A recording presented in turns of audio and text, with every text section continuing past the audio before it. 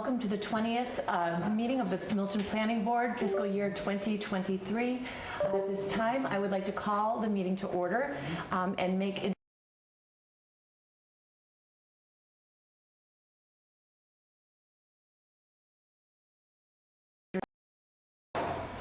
Cheryl Tugomese, clerk. And Meredith Hall, chair. And the staff will be joining us remotely. We have Julia here. Julia, you can introduce yourself first. Julia, clerk. Did you forget Rich? We don't see him. We don't see him. My name's up there. I'm on. Oh, I'm sorry, Rich. I did not see you. It's okay. Yes, Rich, please introduce yourself. Yep, Rich Beyond member. Great. And Tim? Tim Zerwinski, Director of Planning and Community Development. Great. And Josh? Josh Eckert-Lee, Assistant Town Planner. Great. Thank you so much. And to begin, we have a set of minutes from February 23rd that Julia had sent out. I did read what was on there. And Cheryl, does that include all of your edits?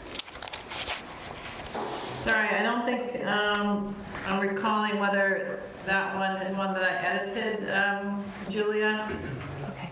I don't think I got any edits from you on those. Okay. All right. Sorry. That's I need to review those. Not a problem. I just wanted to double check. So we can defer the approval of the minutes from February 23rd.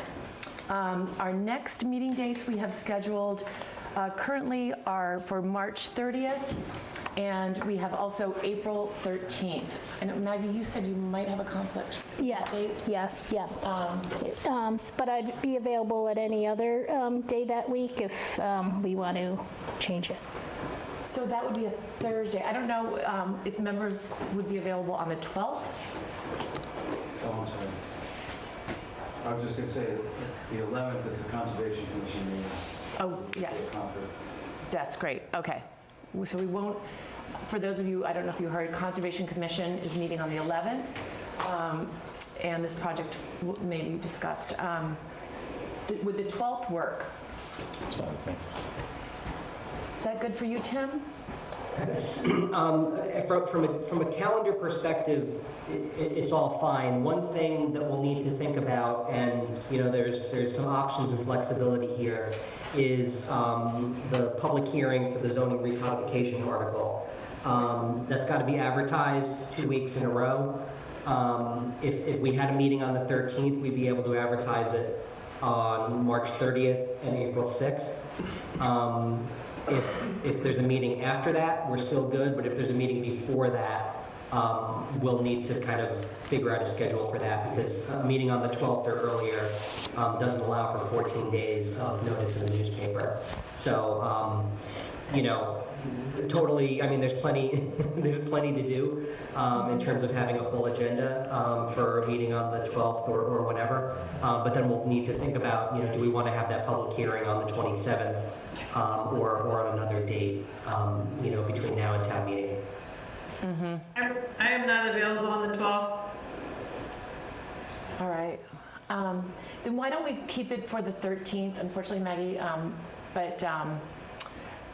yeah, so then we can keep that public hearing, Tim, just in case. I doubt we're going to need an extra date, but at least we're protecting ourselves with that. So we'll keep that for the 13th. Okay, great.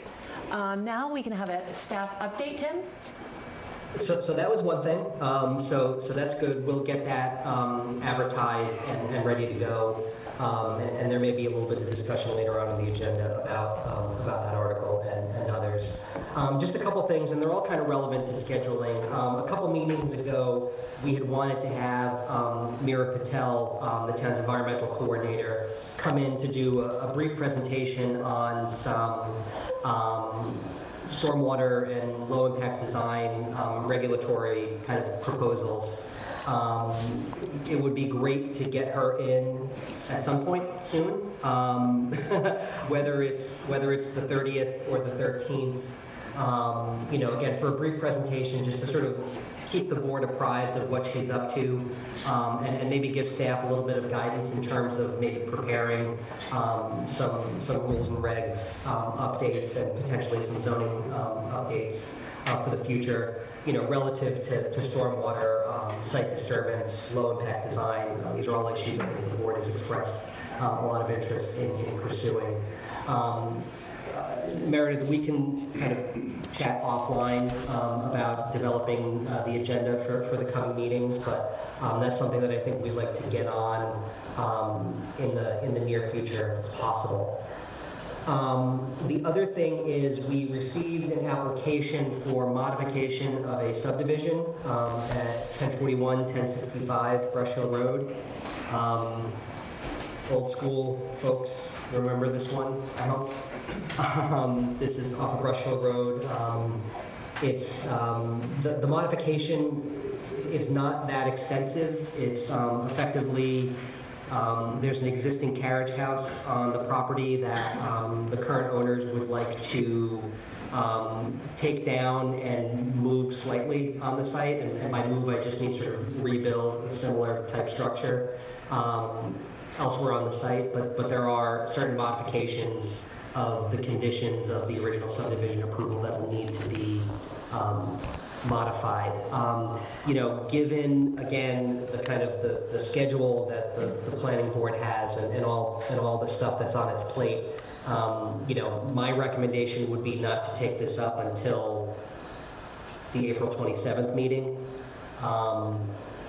We can't go too much later than that, although there is a little bit of leeway in the scheduling, but that application is in, it's been stamped at the clerk's office, so there is a clock in terms of when the board needs to make a decision and hold a public hearing on that. But I'm not advising that we do that one on the 13th. I'm advising that we do that one on the 27th if it's possible. So again, that's something that Meredith and I can kind of work through offline unless anyone has kind of any input on that question. And that's it in terms of staff update for now. So, thanks.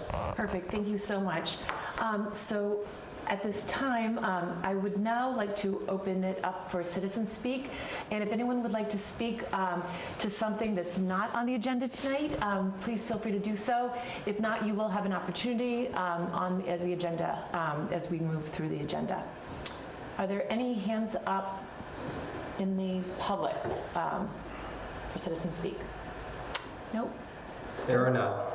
And anyone else here with something pertaining not to on the agenda? And I don't see anyone who wants to speak on that.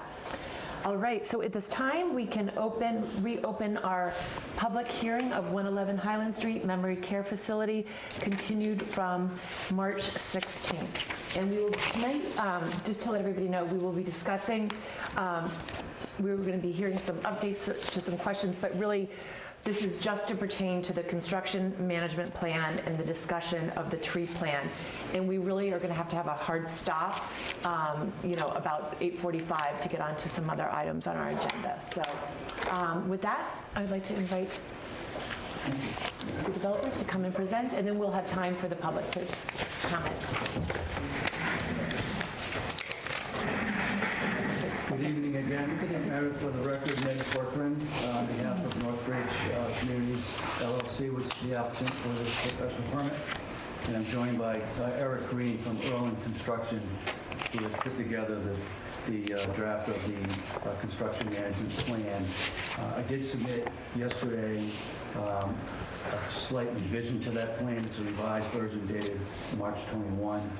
The basic revision was that Eric and my wife both had the same great idea, which is to put a surveillance camera on the site, directed at the driveway entrance, so we can monitor who comes in and comes out, whether they follow the proper routes or not. And so we added that. We added that to the acknowledgement form that every employee would be required to sign as they were coming out to the site. So with that, let me introduce Eric Green. He can walk through the plan, and then obviously any questions, suggestions, or thoughts about how to improve it, we're all ears. So. All right, thanks, Ed. Yeah, my name's Eric Green. I'm a vice president with Earl Construction. I've been there for 15 years, been in the industry for 40 years. And I head up our residential groups or anything senior living, hotels and apartments comes through my group. We do this type of work quite a bit in neighborhoods, occupied communities. So we did put together a construction management plan based on all of our experience. And if you want, I can just kind of walk you through it. It really has two parts. The first part is what happens outside the gate, which is probably the most important part for this meeting. Essentially, we want to make sure nobody comes off of Reedsdale Road and makes a left onto any of those ladder streets. So if you look at the CMP, we're proposing putting some signs up there that basically say no construction traffic coming through these streets. That generally helps a lot. And then the other thing we'd like to do is put a camera at the entrance, like Ned was saying, so that if anybody does come down any of those ladder streets, particularly Spafford, and makes a right and heads to the site, we can get the license plate number of the car. If anybody goes out of the site and makes a right, same thing, we could pick that up. Part of our program is when we sign subcontractors up, when we sign up individual workers on the site, that they sign an agreement that's in the construction management plan that basically says they understand that they're not supposed to do these various things. They're given a map of the locale that's included in the construction management plan. That's sent to their office. It's part of the contract. It's part of the welcome to Earl and welcome onto the project site. So we do all those things, and then at our weekly PM informants meetings, we go over it again. Typically, these plans work very well, but the problems we generally have are kind of the road driver that comes from Canada, that's a one-off delivery type of thing. And they don't know until we tell them that they didn't get the message somehow. So generally, the day-to-day workers, we don't have a problem. They understand the program. It's not them. It's an occasional delivery that we really have to try to get to the trucking company ahead of time and let them know the rules. Now, the concrete suppliers aren't bad. We can talk to them. Lumber suppliers, we can talk to them. It's not a massive project. It's a 1.5-story building. So it won't have, the expected deliveries you would get with a high-rise, for example. I don't know if that's enough information. I can walk you through the construction management plan. Really, the other half is what happens on site. We have parking for 50 cars on site, which is probably going to be enough. We'll probably start out with 15 to 20 workers and probably peak at maybe 100. Again, it's not a huge building, so we do try to encourage carpooling and park and rides, those type of things. I think the 50 spots on site should be enough. If not, we'll find something off site that people can carpool from. That's great, yeah. Looks like a very good construction management plan. I'd like to hear from members of the board if they have questions. Cheryl, I see your hand up. Yes, thank you. I was looking at the site plan with the staging area, and it looks as if the staging area on what I'm calling the upper parking lot, so the one that's away from the building, that staging area looks to be larger than the parking lot itself. And I think it's important that we protect as many trees as possible. So it seems to me that there ought to be a pretty clear demarcation of where that staging area could be. I've seen plenty of construction sites where the staging, the equipment, the materials get stocked right at the trunk of a tree, and we know that that's damaging to those trees. And so I'd like to have you refine that rectangle of staging. So on this plan that I'm seeing on the screen, it would be towards the bottom of the sheet that I'm referring to. Right, yeah, I think the area off to the right where the storage shed is expanded, but if there's any trees there, we can pull that back. That's not a problem at all. We certainly wouldn't take down any more trees than was originally called for the permanent parking lot, so we can make that a stipulation. That's not a problem at all. Yeah, the color goes beyond the parking lot, both on the right and the left, if I'm understanding that drawing correctly. So it would be better if it could be limited just to the parking footprint. Okay, and that parking's about 40, well, the permanent parking's 40 spots, but I think we get another 10 in there during construction, kind of where it says additional staging. There could be some parking right there, so I think we got 50 spots, even when we pull it back to the correct size. And then in terms of how you stage when you have so many retaining walls, can you talk about how the progress of the construction would work here? Well, we have to basically, the site contractor will be the first person on site. We won't be able to get any other trades until we build that entryway in. So that's been made out of Versalock retaining walls, which goes fairly quickly, but there's some utilities in there. So the plan is to kind of to build our way into the site. There won't be a lot of subs until that road is done, though. I don't know if that answers your question, but it'll be done by one site contractor, the whole thing. So I think we spoke about this at the last meeting in terms of staging for demolition of basically soil removal, tree removal, stump removal, things like that. So you would build these Versalock walls coming in for the roadway, and then you would have some kind of temporary staging area while you do tree removal and soil removal? Is that how it would work? Yes, yep. Yep, I think we can get in there to do the tree removal. I was talking more about the foundations. The site contractor would be responsible for the tree removal and a couple of those things you mentioned, but we wouldn't start any heavy foundation work until that road's built. But I do think there'll be some tree clearing, while the road's going in. They can get in and out of there.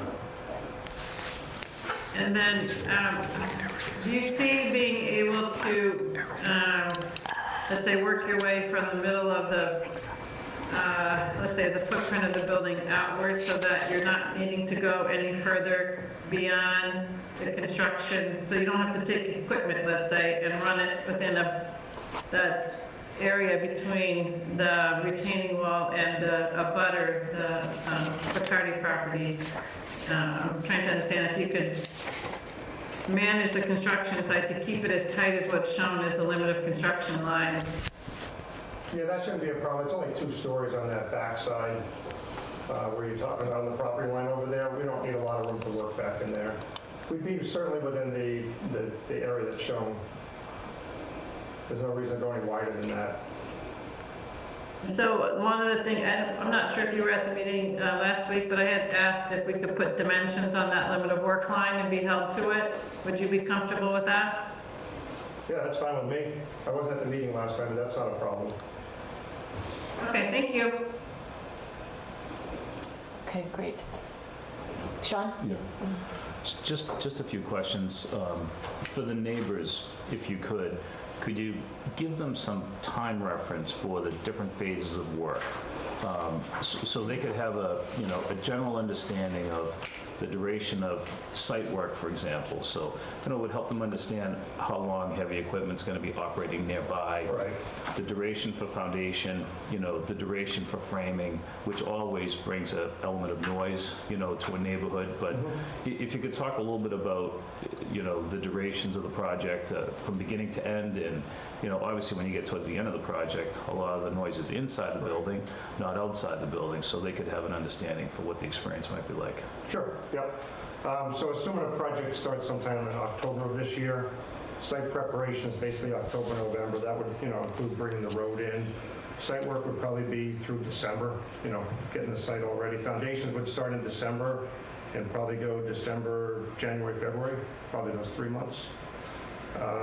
Concrete slab on grades, kind of January through March with all the under slab rough-ins.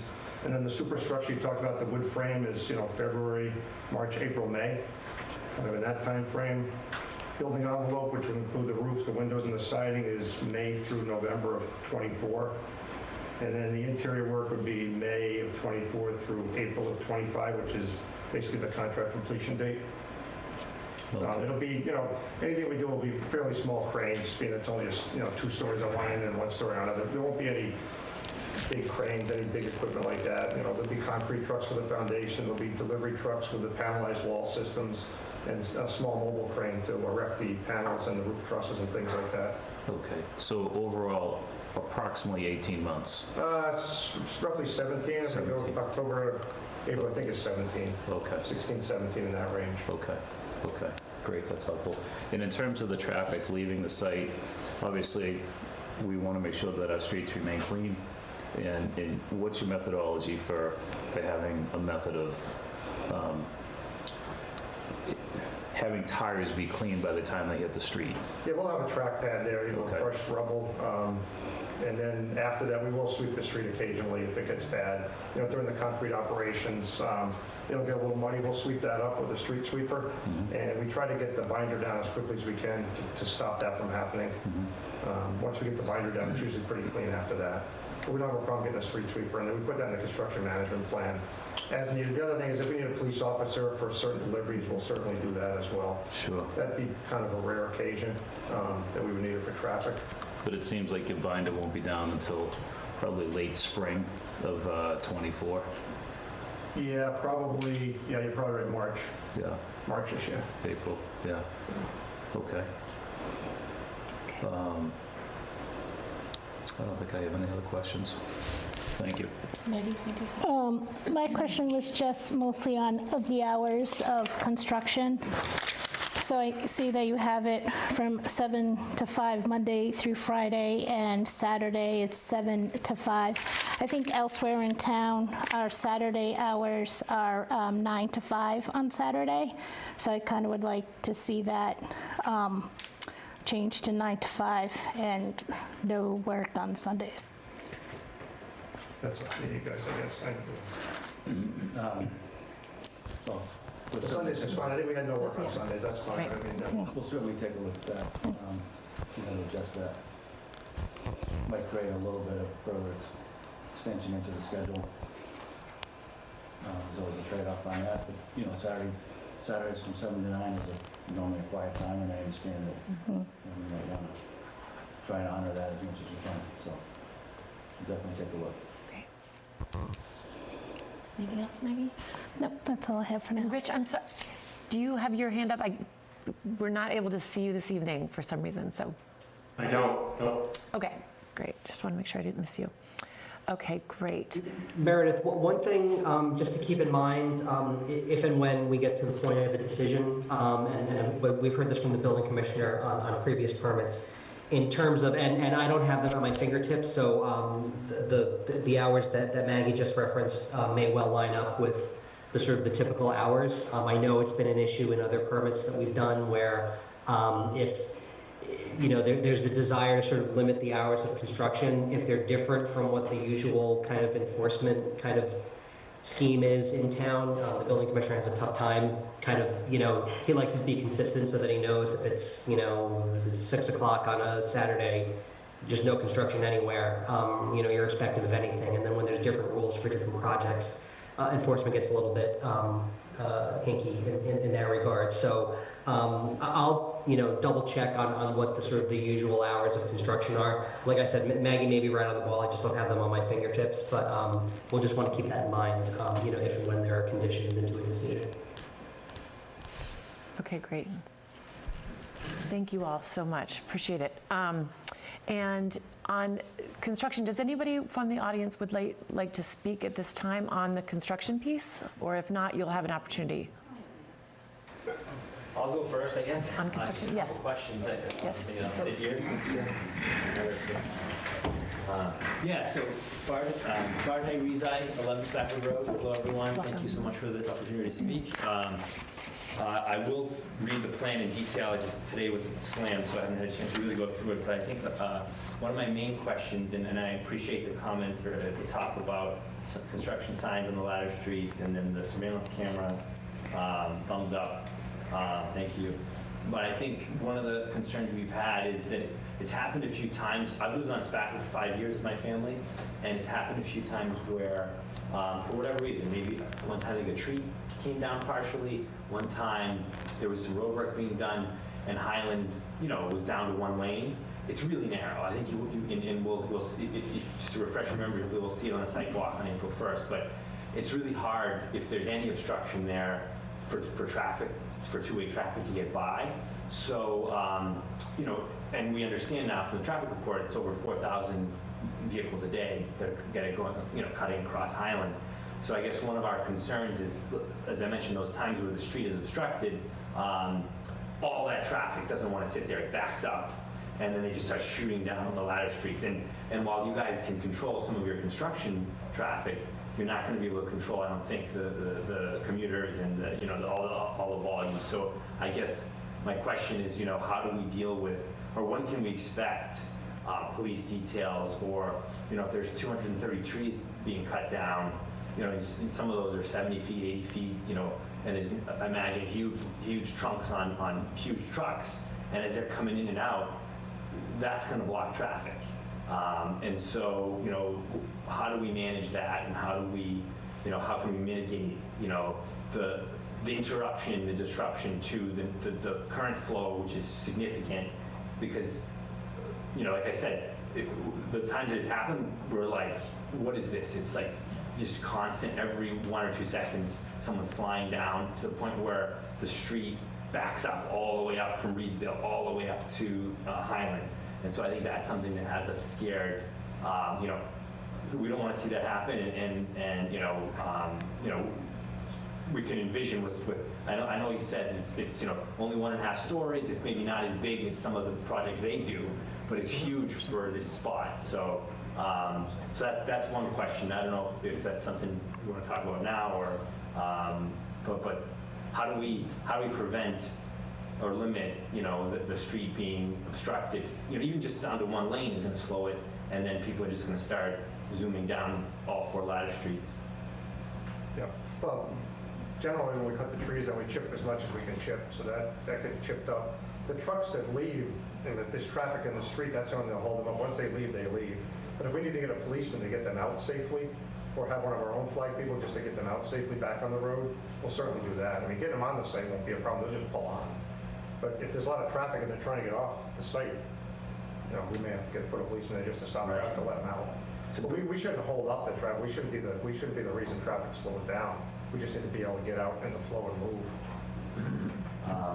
Okay, yeah, I mean, so I'm sure you've been out there, but Highland is barely, I think it's 21, 22 feet wide, and for large trucks to turn in and out, they do swing, with the current driveway as it is, they do swing and block most of the street. So I think we see it all the time when they turn into the hospital parking lot and traffic starts to back up. So I guess if that's happening regularly, I think we may need, some plan for how to make sure the traffic doesn't, doesn't back up and start using these alternate routes on a regular basis. And, maybe that's in certain periods, like when Sean was referring to the whole timeline, maybe certain periods it's not an issue, but, we'd really appreciate it if we could figure out how to not let that happen, or minimize it to the extent possible. Yeah, we can certainly work on the timing of when we take stuff off site and when stuff is delivered. That's not a problem. So if we find out from 10 to 2 is the best time to haul big trucks off the site, we can time that. That's not a problem. Concrete trucks will need to get on probably in the mornings, but other deliveries, we can time them during the day. That should help. We just need to know the traffic flow around there a little better, the timing of things. Yeah, I think the morning, so it's 7 to 9 is pretty heavy. I think and then like from 2:30, right now it's at 2:30 to 4 is pretty heavy, and then again from like 5 to 6. Pretty normal, yeah. We on Spafford, I think from the counts that we've done historically in 2019, the DPW did, and then in this latest traffic report, we get more than the neighboring streets, just because we're the last one before the light and we're closest to the hospital back entrance.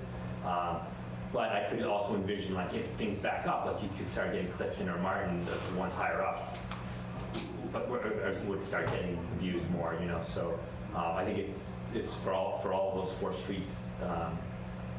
It's a concern. So appreciate thinking of that ahead of time and see what we can do. Because you can control to a certain extent control the your construction vehicles, but the world around us and what's currently the current situation is just a heavy volume of traffic. So if that that road gets disrupted, or if there needs to be a detour of some kind, I'm almost thinking, like, do we have to start the detour before those streets so that they don't or figure out that so that it loops all the way around Reedsdale to Canton to Highland, rather than down one of the narrow streets. Eric, I have a question, if I could. This project is obviously proposed to be built in a neighborhood. Right. And, Bart has spoken at length in regard to the interest of his neighborhood and really on behalf of many of the people there. Should the project move forward, is there a way that you could communicate with the neighbors so they could understand what might be upcoming the next month? And maybe there's a designated person in the neighborhood that could be the recipient of that, and you don't have the burden of sharing with the neighborhood, but you'd have the responsibility of sharing with a designated person who could then share with the neighborhood. And maybe in the interest of making the experience as palatable as possible for the neighbors, sometimes it's providing information and communication that would probably make the project better for your team and also better for the neighbors. So, eliminate surprises. Tree clearing is going to begin. We expect it to take 3 weeks. There'll be significant noise as a result of chainsaws and, things of that nature, just in the interest of making it, I guess something like a 2-week look ahead. Sure. With progress reports against the look aheads. Doesn't even have to, yeah, exactly. Yeah, we do that quite a bit. We set up a website, and you can just go to the website, and we can update it every week. I'm sure you're doing it for your client. Your client expects that, so, it's a matter of just extending that to the neighbors, Ned, so the neighbors would have an opportunity to see that. Yeah, we can. Yeah, that's not a problem. We can add that to the plan. We did that. We did Sunrise, and we did that. We're doing a lot of work in Brookline right now. Same thing, a lot of neighborhoods. We have a weekly update. That's great. No, excellent. Anyone else? Is that it, Bart? Thank you. Okay. I know. Well, yeah. Thank you very We're much. trying to keep to just Yeah, this I topic, but this is not the end. This will not be the last meeting. So, thank you. Can I jump in for a Yes, second? absolutely. Yes. Teresa O'Brien. I live on 42 Spafford. I feel like I've seen you all on the. Yeah. Welcome. Nice to see you in person. Exactly. So I was really surprised when I saw the construction plan today in the Times. I do commercial real estate, but in Boston, where you can't work on Saturdays. So all of a sudden, I saw 7 to 5 on Saturdays too. I'm like, oh my god. So I live right beside it. For all the neighbors, there's 3 families with babies, a lot of kids. I have teenage sons. No one wants to be Saturday's our day. Can we limit this to Monday through Friday? It's an 18-month project. To say every Saturday is a lot. I think what we're going to do is look at other permits and see what we've done typically. Tim is going to check that out. Certainly, Maggie's suggestion with the hours. It's. I think the question is, do you delay the length of the construction period if you're? To listen to it for 6 days in a row, kids get up. We don't even need an alarm anymore. I'm one of the direct depositors. I will need an alarm for the next 18 months. I guess if you don't mind, I could speak to this. I obviously work in the same industry that you work in, and I appreciate where you're coming from, and I think that Erland would prefer to have a project that runs Monday to Friday, and subcontractors staff the project appropriately Monday to Friday. So what your interest is also their interest, and I think it's worth exploring, Eric, because I have that challenge within our business as well, and I think there's an opportunity there, to meet that expectation. Obviously, there are projects that are active on Saturdays in town, but I think in the interest of, creating the most appeasing environment you could, Ned, in that neighborhood, I think a conversation beyond this meeting, should take place with the applicant and with Erland to try to come up with a plan that contains the work to Monday to Friday. It can be done. It can be done because I know it can be done. Oh, yeah, it certainly can be done. We generally work Saturdays. It's not a full crew. We generally do work Saturdays on our project just because we need to make up the time. Because it's always short-staffed. But if you are going to talk about that, maybe we could consider at least working inside the building on Saturday. So when we get the building enclosed and it's finished work, you're going to hear people pull in the site, and the doors are going to close. After that, they'll all be inside the building. That might be something to compromise on. I think so. I think if it's a situation where it's internal to the building and the neighbors obviously wouldn't hear the activity, I think that's a different situation for the neighbors. But the exterior of the building, formwork, site work, framing, roofing, siding, all of those things that take away from the enjoyment of the weekend, quite honestly. So I think that would be worth creating a plan for. Thank you. That's great if we can do that. Yeah, absolutely. Good. Thank you for coming tonight. Okay, great. Thank you. So now on the tree management. Would you like to speak on the construction? Okay. And we're just keeping it specific to construction this evening. Thank you. Hi, thank you for this opportunity, and I especially want to shout out to Richard Vila for last week giving his residents a little bit more time at the meetings. Going back to the driveway, how wide? Oh, I'm sorry, Gene Irwin, town meeting member, precinct 9, 120 Island Street. How wide is this driveway? We're 3 years in, and it's been a moving target. The driveway will be 22 feet wide with 5-foot wide sidewalk. Okay. How tall will the retaining walls be along the sidewalk, along the driveway? The height will vary, will come in and go up and drop back down. The height will be somewhere as much as 10 feet. Okay. Going back to Cheryl Tagayas a year and a half ago and Maggie Oldfield several weeks ago, we've been waiting for a swept path analysis. I personally doubt that a fire truck or logging trucks or anything else can make that corner. And I think to have giant trucks doing 5, 10, 15-point turns trying to get down that narrow driveway is going to be a traffic nightmare. We presented a swept path analysis last week. No, we didn't. The swept path analysis that's ordered by the Commonwealth of Mass regulations calls for computer simulated software swept path analysis. And that's what we'd like to see, because we think this driveway is going to be so congested, let alone, the construction crews working there. We don't think first responders are going to have any chance in the event of an emergency. Because we've been talking about, at nighttime, maybe short shifts with about 8 staff. If you ever had to evacuate the building, you got 78 people with memory issues. You're going to need all kinds of equipment in there, and there's no way this road is going to be adequate. I think in most cases where they do a construction site like this, it's not dead-ended. This site, we believe you should at least talk to Winter Valley about being able to continue right on through, because the fire department is generally looking for 20 feet wide one way. This 22-foot wide way, a fire truck is almost, it's 9 feet, 9 inches wide with the mirrors. And you have to have room for the guys to open the doors, stuff like that. So they're going to be parked sort of in the middle of the driveway, and traffic won't be able to get through. So. Thank you. I do appreciate that, and that's definitely something that we're going to be coming back to and discussing. Yes, and the split path analysis also, if I may add, it showed a little bit around the front door. There was nothing out by Highland Street on the split path analysis that I saw. Thank you. Thank you very much. Appreciate that. Meredith, we've got one hand up in the Zoom. Okay. Welcome, and if you can introduce yourself.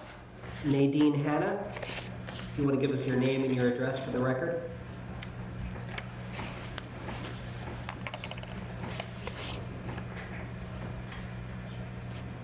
I think you may be muted. Is that? Sorry, got it. Nadine Hanna from 11 Stafford Road. Welcome. Thank you. I just wanted to speak in regards to the limited Saturday construction hours. And I just think it's worth mentioning that Northbridge has mentioned on more than one occasion what great neighbors that they tend to be and that they intend to be, especially when in regards to, their tenure wall on the site, as far as deliveries and traffic patterns and things that we've discussed. I mean, it would be a really great show towards that, to actually begin it during construction and take the neighbors' consideration for those Saturday hours seriously, and either eliminate the Saturday construction. I understand that would prolong, any hour removed would prolong the overall time of the project. But the elimination of the Saturday, or even a half day of a Saturday, or something like a 9 to 2, as far as good faith and building of relationships within this neighborhood, that would be, I would say, a significant step forward. Thank you. Thank you, Nadine. Yes.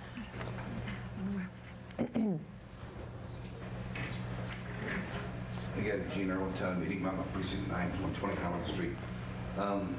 In the email I got today from you, Ned, on this construction plan, it spoke about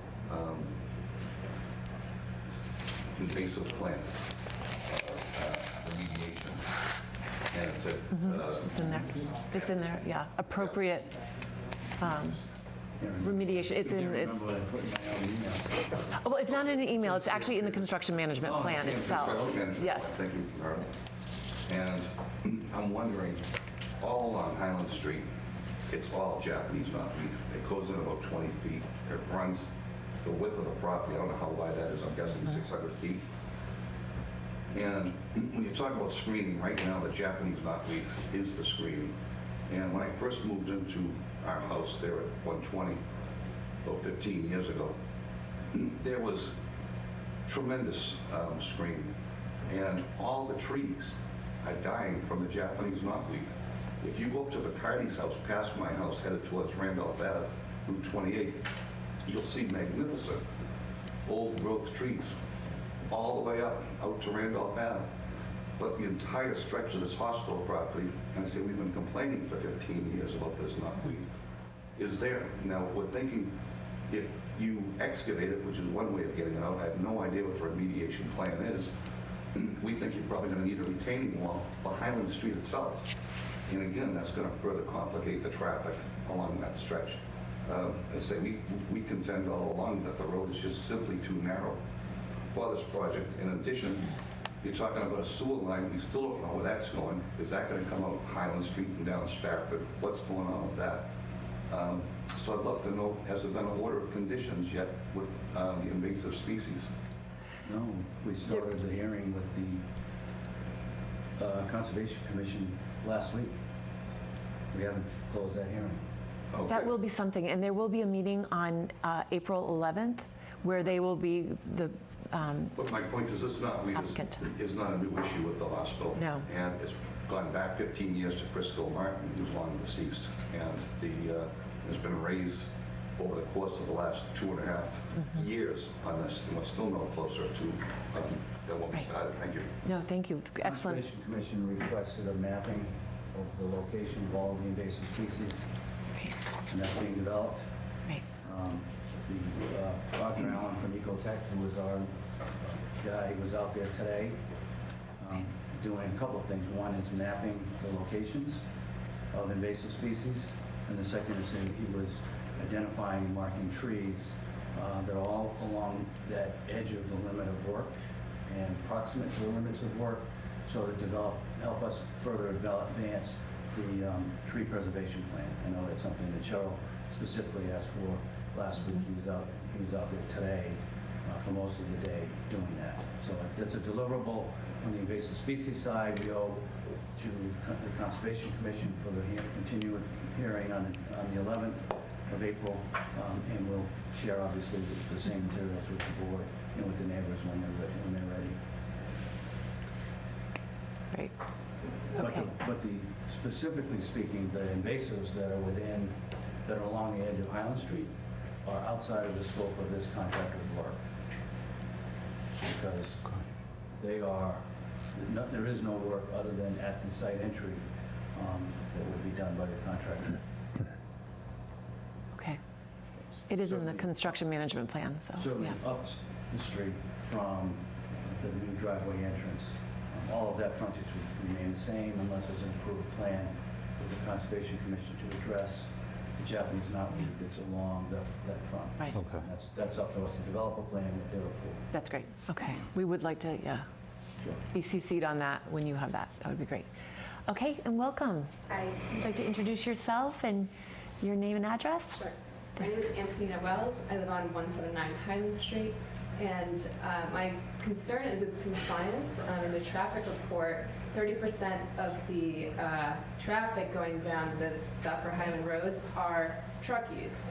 And with the hospital not observing that compliance of trucks not using Upper Spafford and Buckingham, will the new implementations better that compliance, or how will that be enforced?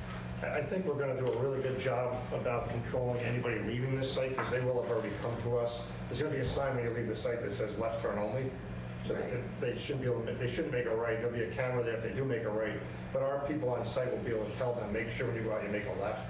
It's a little different than people coming to the site. We may not have a chance to catch them before they get there. But once they're on site, I feel pretty good we can get them to make the left. So before they come to the site, in the plan, it's that they don't use Waze or certain GPS navigating services. And so there's multiple steps of compliance before they come to your facility. So there's not using Waze, there's not using Spafford or Buckingham, and then once you get to the facility, there's certain traffic management in the facility. And then once they're leaving the facility, washing the vehicles or tracking the vehicles before they leave so they don't track invasive species, and then the left-hand turn. So there's all these steps of compliance,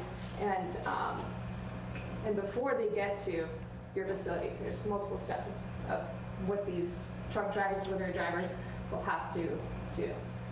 And that's my concern for the residents who do live on Spafford. It is a challenge, and like I think I started out saying, somebody's going to go down one of the roads, but it shouldn't be a regular occurrence. It's a 30% occurrence. It won't be 30% with us. I don't know if it's 30% with somebody. You're going to get a road That's truck the driver. traffic report, yeah. Yeah, it won't be 30% of our people going the wrong way. It might be, I don't know, 1 or 2 out of 100. It won't be the daily workers. It'll be one delivery truck that didn't get the message.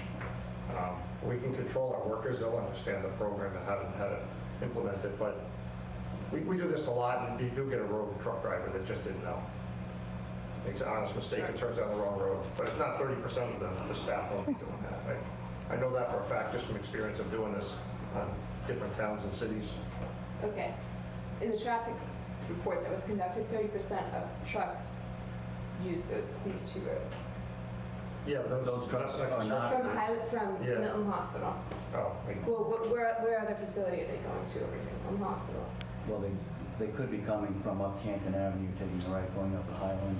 Sure they could, but there's Crown trucks, which are uniform delivery trucks. We understand that, and we're encouraging the hospital to do things like put camera in at their exit and do more to try and enforce what happens with their deliveries. But that's I think that's a be separate good party that we can't control. Certainly can't control what happens at the hospital and encourage the hospital to do what the hospital should do. And I know they're taking steps to advance that, but we just did. In light of this recommendation for a surveillance camera here, we today recommended the use of a similar camera at their Highland Street exit so that they can do a better job of monitoring what happens. And once the monitoring does happen, what sort of enforcement will be made? Will drivers be ticketed? Will they be marked on their record to come to the facility? Or how is... If they turn into our site, we'll have their license plate number in the car. We'll talk to them, and if they do it again, we'll fine them. And if they do it again, we'll just throw them off the job. I mean, we can control who comes in here. I can't control the hospital, but maybe these signs should say no non-residential traffic. There is instead one. of no construction traffic. I mean, because this says no construction traffic, but if you're having that type of an issue, maybe it's just a big sign, no non-residential traffic. And like I said, we can monitor our driveway. I can't tell everybody that's going on Highland, but I can tell people that pull in and out of our site. So we have control over that. We'll have a picture, we'll have a car on site, so that's easy to manage. Bart, is there a no truck sign on the top of your road? Or? No, we had. There was on Highland. I saw one driving around. Yeah, thank you so much. Bart, I reside 11 Spafford Road again. I think we'd spoken to Chase Berkeley of the DPW about the no trucks thing, and I guess the state controls it, and we don't currently have it on the ladder streets because you have to meet some criteria of. And I think we do actually. A certain percentage of traffic has to be commercial that you want to limit, and that the street has to be thickly settled, which it is, and it has to be narrow such that the traffic could be detrimental to the street. So I think we do meet those conditions to get the no truck signs on the ladder streets, particularly Spafford. But I think it's something that the town has to apply for through the state, is what my understanding. Maybe then but Highland has no trucks. But I think Tim explained to us in one of these meetings that pertains to traffic that's cutting through. But if you're making a delivery, technically you're allowed to use Highland, which, obviously we don't want that to have to happen, but, here we are. The other thing, the comment on the no residential traffic, I think that would be, we've been asking for that. Non-residential. We've been asking for stuff like that.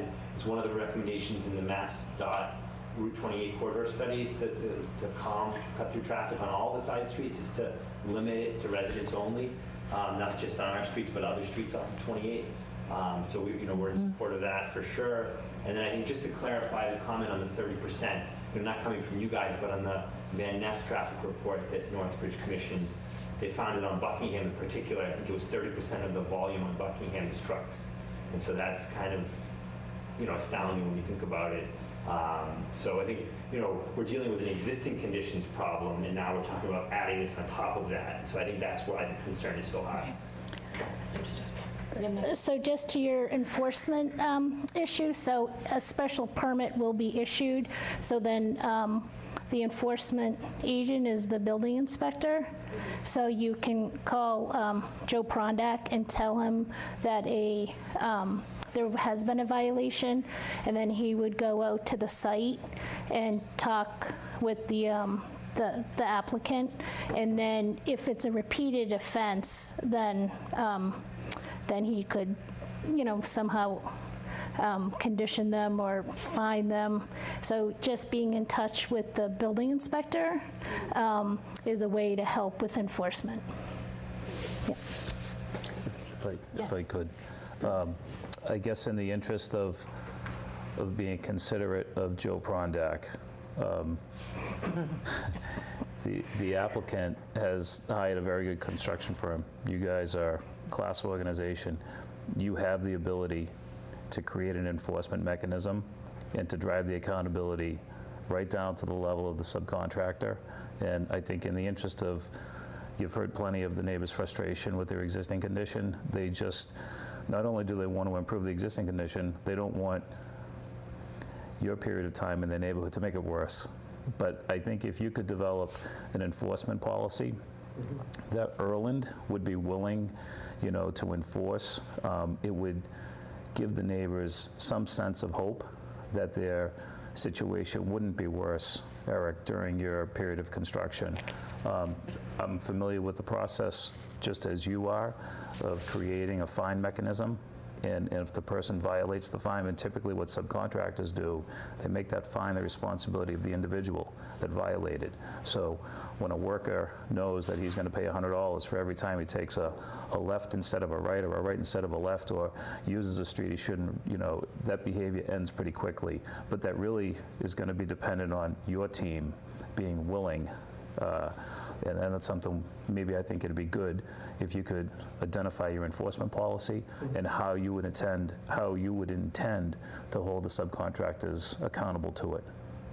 Yep, we can certainly do that, Sean, not a problem. Great. So we've done that on other jobs. Meredith, we've got a hand up on the Zoom. Yes, if you'd like to introduce yourself and welcome. Hi again, Nadine Hanna, 11 Stafford Road. I just want to speak back to the development point previously about the existing condition. And as much as we understand that Northbridge, neither Northbridge nor any extension parties that are using for this project are Milton Hospital, they have on more than one occasion Milton Hospital and Northbridge used the hospital's current protocol for not using Stafford Road or the ladder streets as an example of what Northbridge will be using going forward. And as it's been stated multiple times, that's not working now. So it's not working now, and I don't believe that the only exception is going to be a one-off truck coming in from Canada.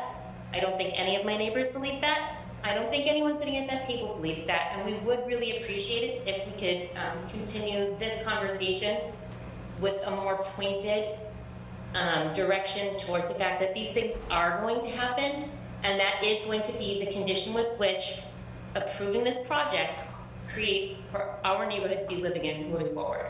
Thank you. Thank you, Nadine. Okay. Any other hands up? We can't see in the audience? Nope. Yes. Gene Irwin, 120 Highland Street.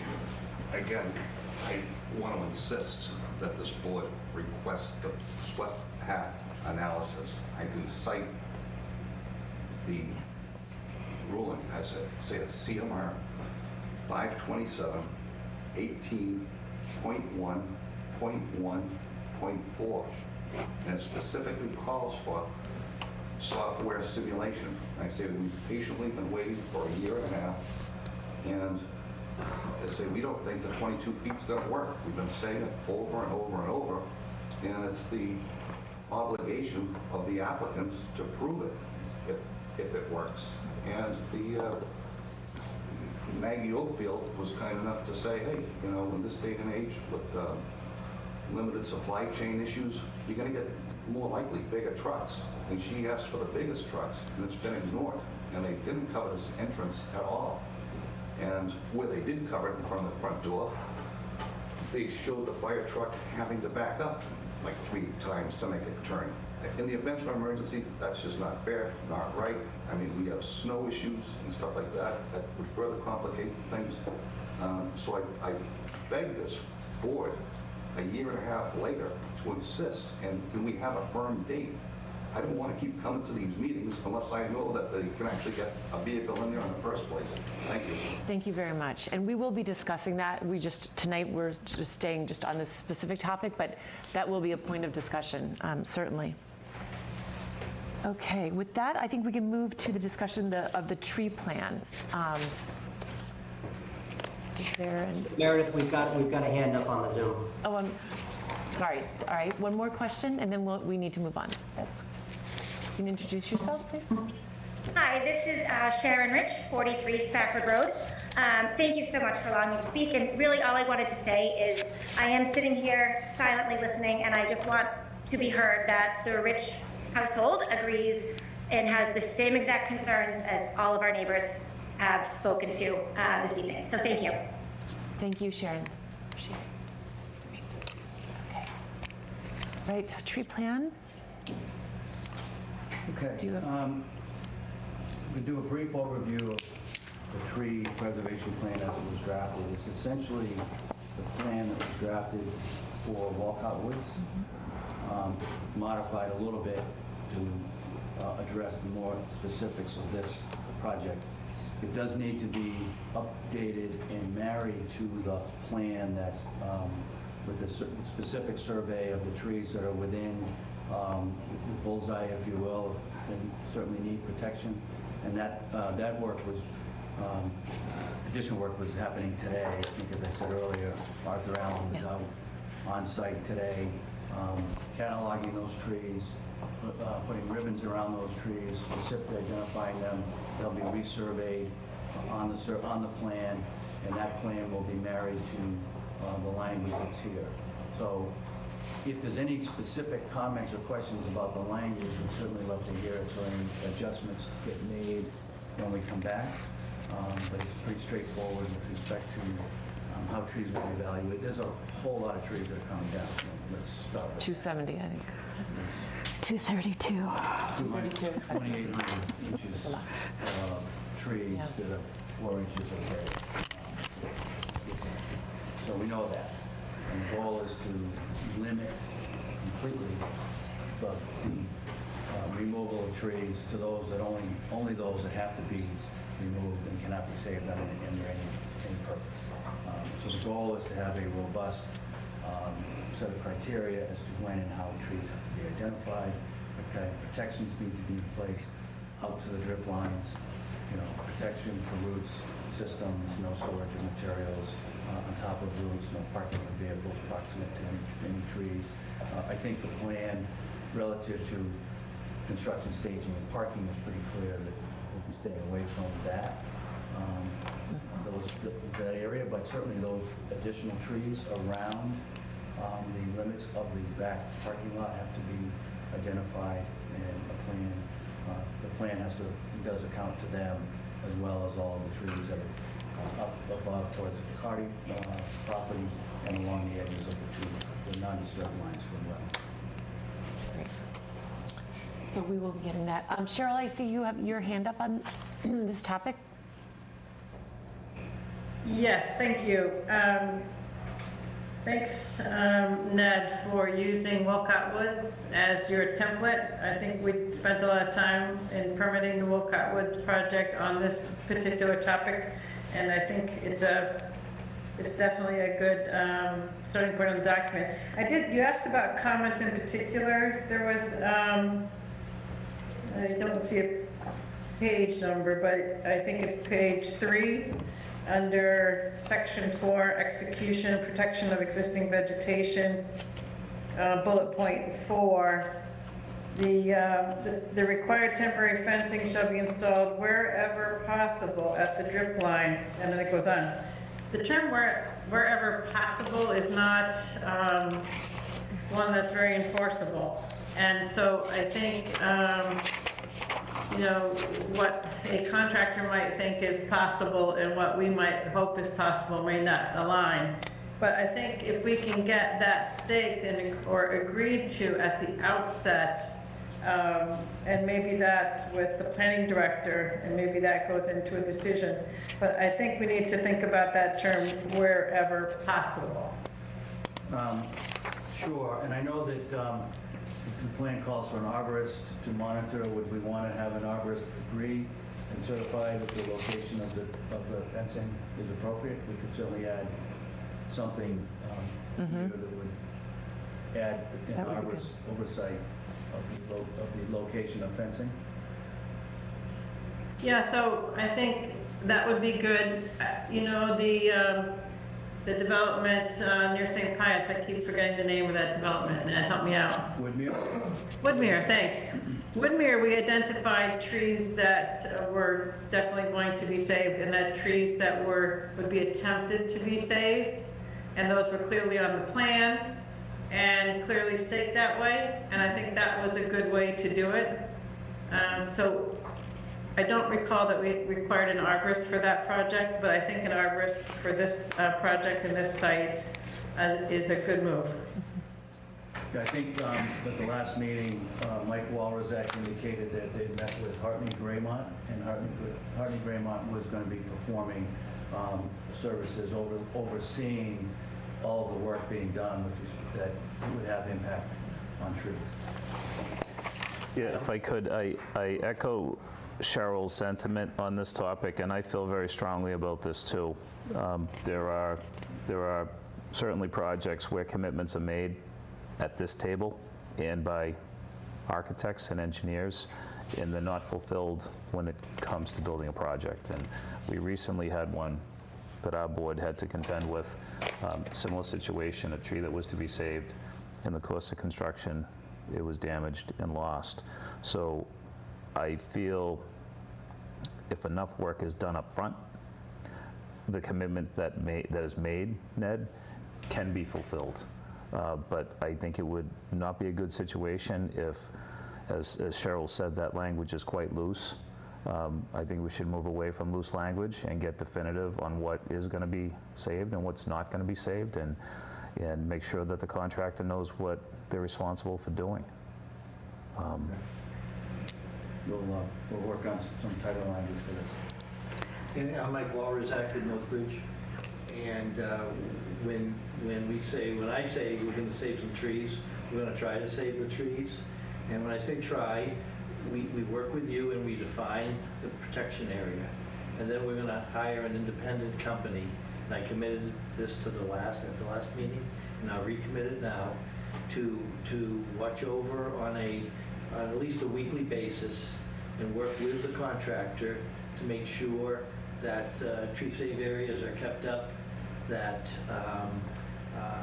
there are places in the report that says you're supposed to have two layers of 3/4 inch plywood in certain areas, that is all, we plan on implementing an enforceable check and balance to make sure that those steps are properly taken.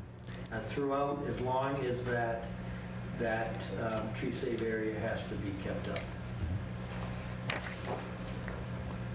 So I have a question that says that all the plants will be guaranteed for 1 year following the date of installation. So what happens if in 2 years or 3 years' time there's loss?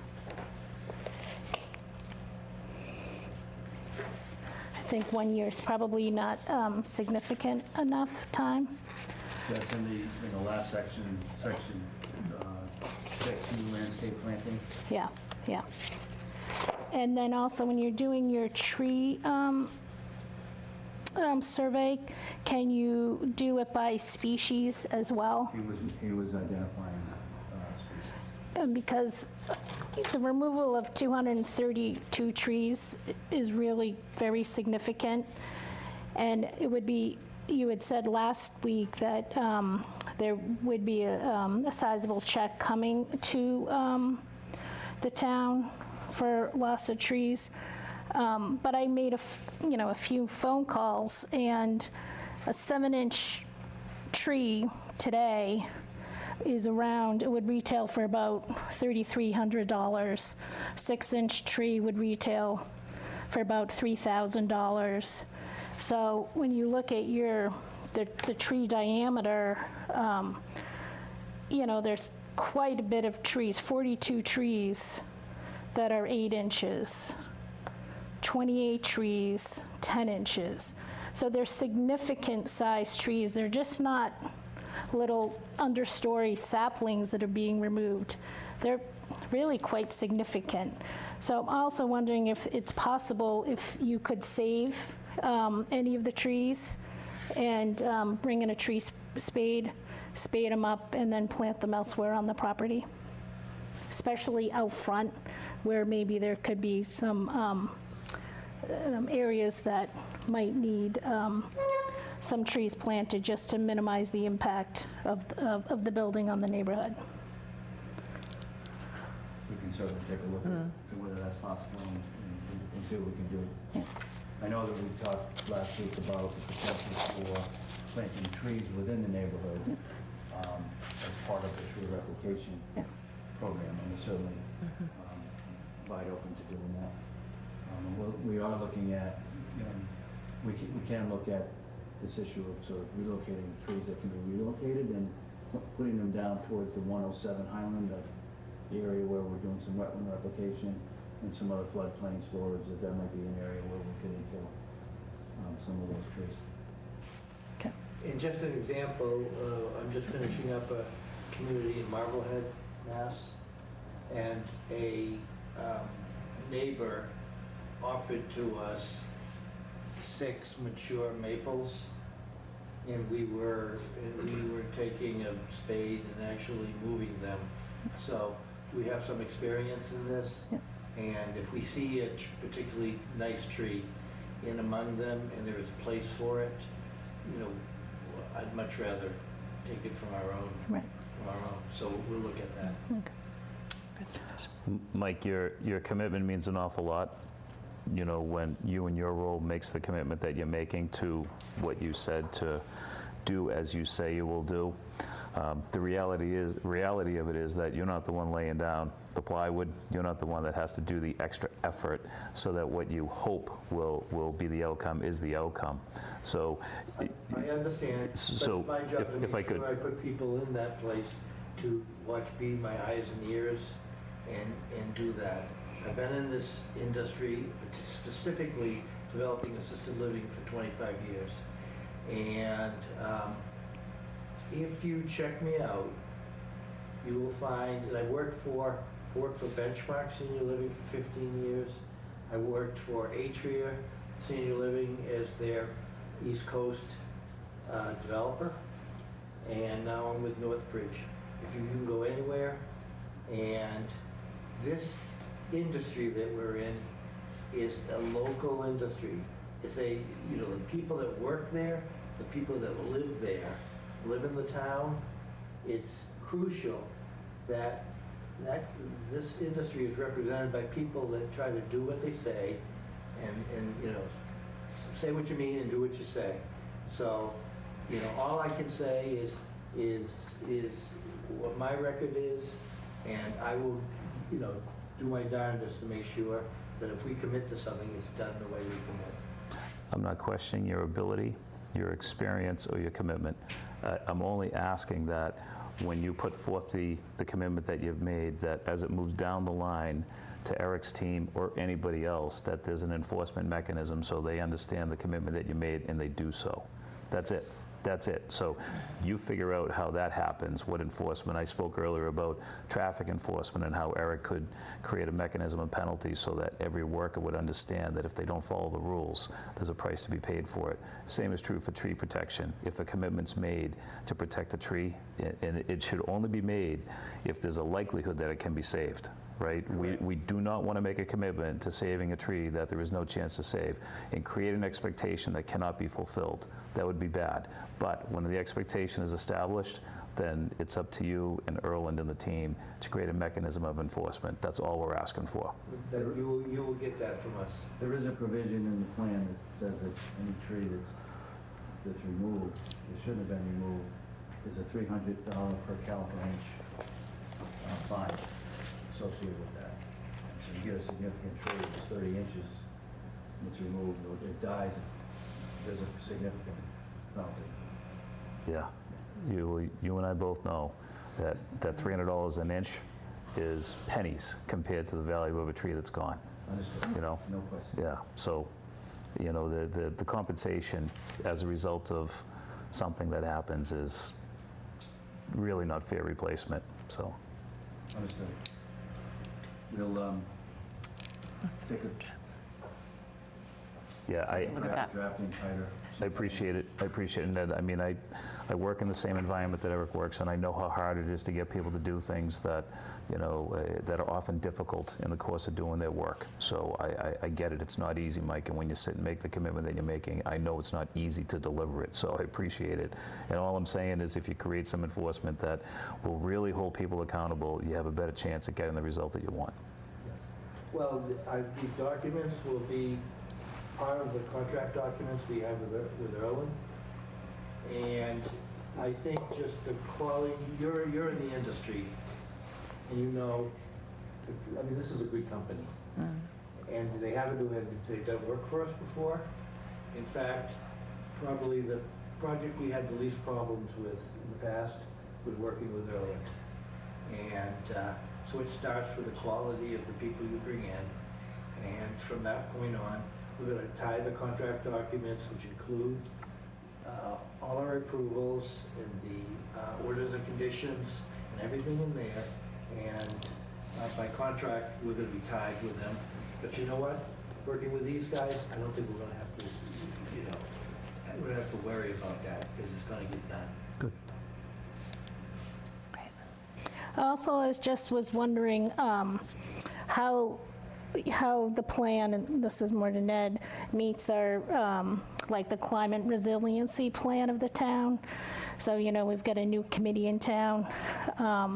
So I'm just wondering, maybe you could look, you know, go through it with Tim or Mira to see how it's meeting our sustainability, and our master plan states that we should maintain and preserve our woodlands and our open spaces. So, you know, it's a significant change to the neighborhood, and we all know that change happens. But clear cutting a wooded lot is very traumatic, not just to the neighbors, but to all of us in town.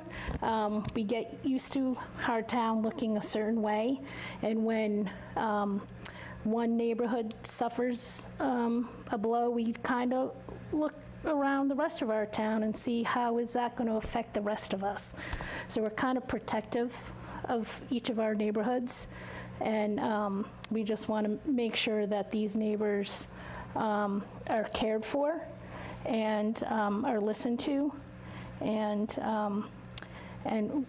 we're slowly losing all of our trees in our woodland areas, and we're just very sensitive to that.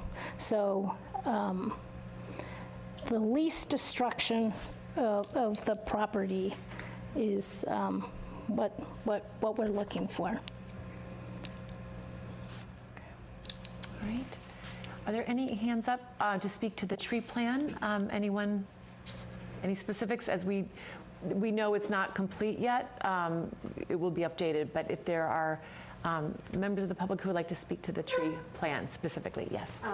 So I brought up last week that where the loading dock is, it's really close to wetlands, so it doesn't look like they're even building any or planting anything right there. Meredith, can we have this person say their name and address for the record? She said earlier. Sorry. Yeah. Teresa O'Brien, 42 Spafford.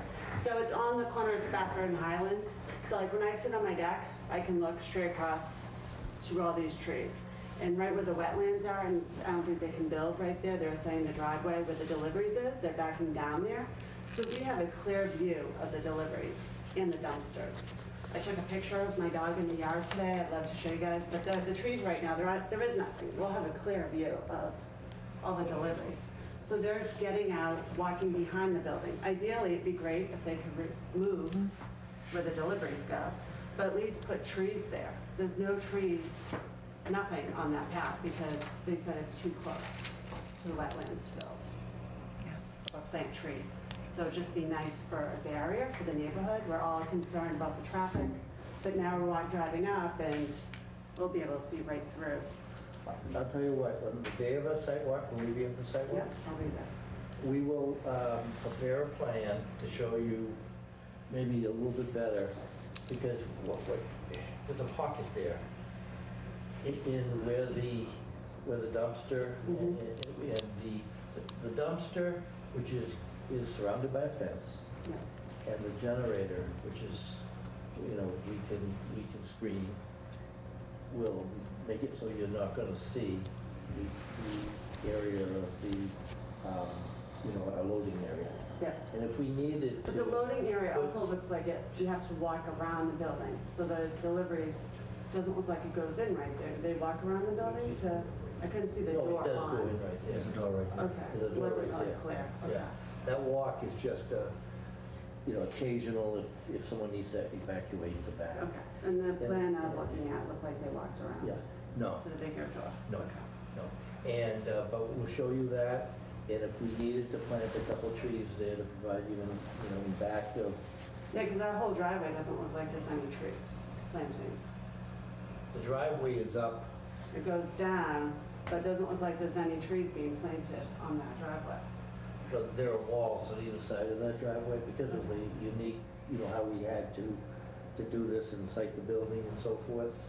So when you're walking in that driveway, you're going to be looking down at the dumpster. And So anyways, we'll take a detailed plan and show you. Just because I can tell you all those trees in the beginning, they're just dead. There's nothing, and we'll just be looking at the building. So it'd just be nice to get something else around that side of the building. Okay. And we did talk about, there will be a check written to the town for remediation for the loss of the trees. But one of the things that we were talking about at the last meeting was actually working with Chase Berkeley, the DPW, and maybe adding some trees along the street, which could maybe help you on the other side, on the Spofford side, to buffer some of the neighbors. Yeah, that'll be right on Highway. Yeah, so that's something that we'll definitely be thinking about too. So, yeah, thank you. And when we go in and remove that knotweed, Jean mentioned that, you can't just leave it like that. With our plan, and we couldn't just leave it like that. There'd be some additional plantings that we're going to have to do in place of that. Which would be great. To make sure that that could provide some additional screening. Yeah. We have a limited area there that's not in the wetlands, so we can't go and we've got to respect that. We can't be digging around in the wetlands. Right. But there is some areas that aren't in the wetlands that would be great. Some of the knotweed is. Yeah, we may be able to think about planting within the 25-foot, non-disturbed line between the wetlands. The street. 25 feet available to us if the No, but I'm talking about conservation commission. if you're standing on Highland, you're looking down, there's a bank in some places. Right. You go beyond that bank and you're in I'm talking about coming back up the other side. Oh, okay, yeah. There's a 25-foot wide no disturb zone that the Conservation Commission could allow additional plantings to take place, and maybe some of the relocation of trees can happen in that area. Yeah, that's something we can do. And we can look at that on the site walk on April 1st too. That's great.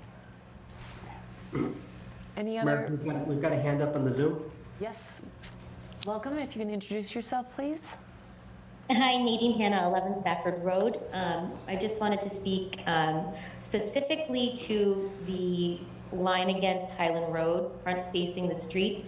It is certainly the opinion of the neighborhood that all the knotweed be removed and replaced with evergreen, shrubs, and multi-layer to prevent as much as possible for the neighborhood to see this building, the comings and goings, the deliveries, the garbage vehicles. You know, sure, the dumpsters will have a fence, but the garbage truck is going to be backing all the way back in there. And as Maggie had said, the aesthetic of the neighborhood is seriously going to be damaged, and we do think that the tree plan needs significant addition and improvement. Thank you. Okay. We'd Anyway, yes. love any suggestions that people have about particular plantings. Yeah, if I could, Barney Rizzi, 11 Spafford Road, just 2 minutes, I won't take any more of your time, but no, I think the suggestions are great. I think we should look at right along the road, because besides the screen and aesthetics, the real practical thing we're facing and we're battling knotweed throughout the neighborhood is if you don't plant something in its place, and it'll a tiny little root fragment, it'll regenerate. It's unbelievable how it regenerates so quickly. So the way to keep it from coming back is you need to have something compete and shade it, because it doesn't like deep shade. So there's two benefits to planting along the road. It would be great to be able to plant on the other side, but just from the walks that we do, that sidewalk on Highland is just so narrow. There's just really not much room there. So I would just, definitely we should look at it, but I think we're gonna have a hard time with where, people's, the front lawn and the driveway, the sidewalks may only be like 4 feet, 3-4 feet. It's like, they're really, really tight. So I don't know if the town will say, we can't put a tree here because now you block the sidewalks, And then on saving trees, I think I mentioned last time, there are a couple of really gorgeous American Beach heritage trees that, just my personal opinion is those are the hardest ones to replace. The red maples, the river birch, you can find those and they grow fast. But some of those other trees, I think that there's a few on the hospital property, some European Beach and American Beach that are those are lost. And when I grew up in Quincy, one of them was planted by John Quincy Adams in our neighborhood, and it's still protected to this day. I'm not saying any of these trees are that significant, but that's when some of them date from, for a couple hundred years. So, thank you. For sure. Thank you, Bart. And welcome back, Antonia.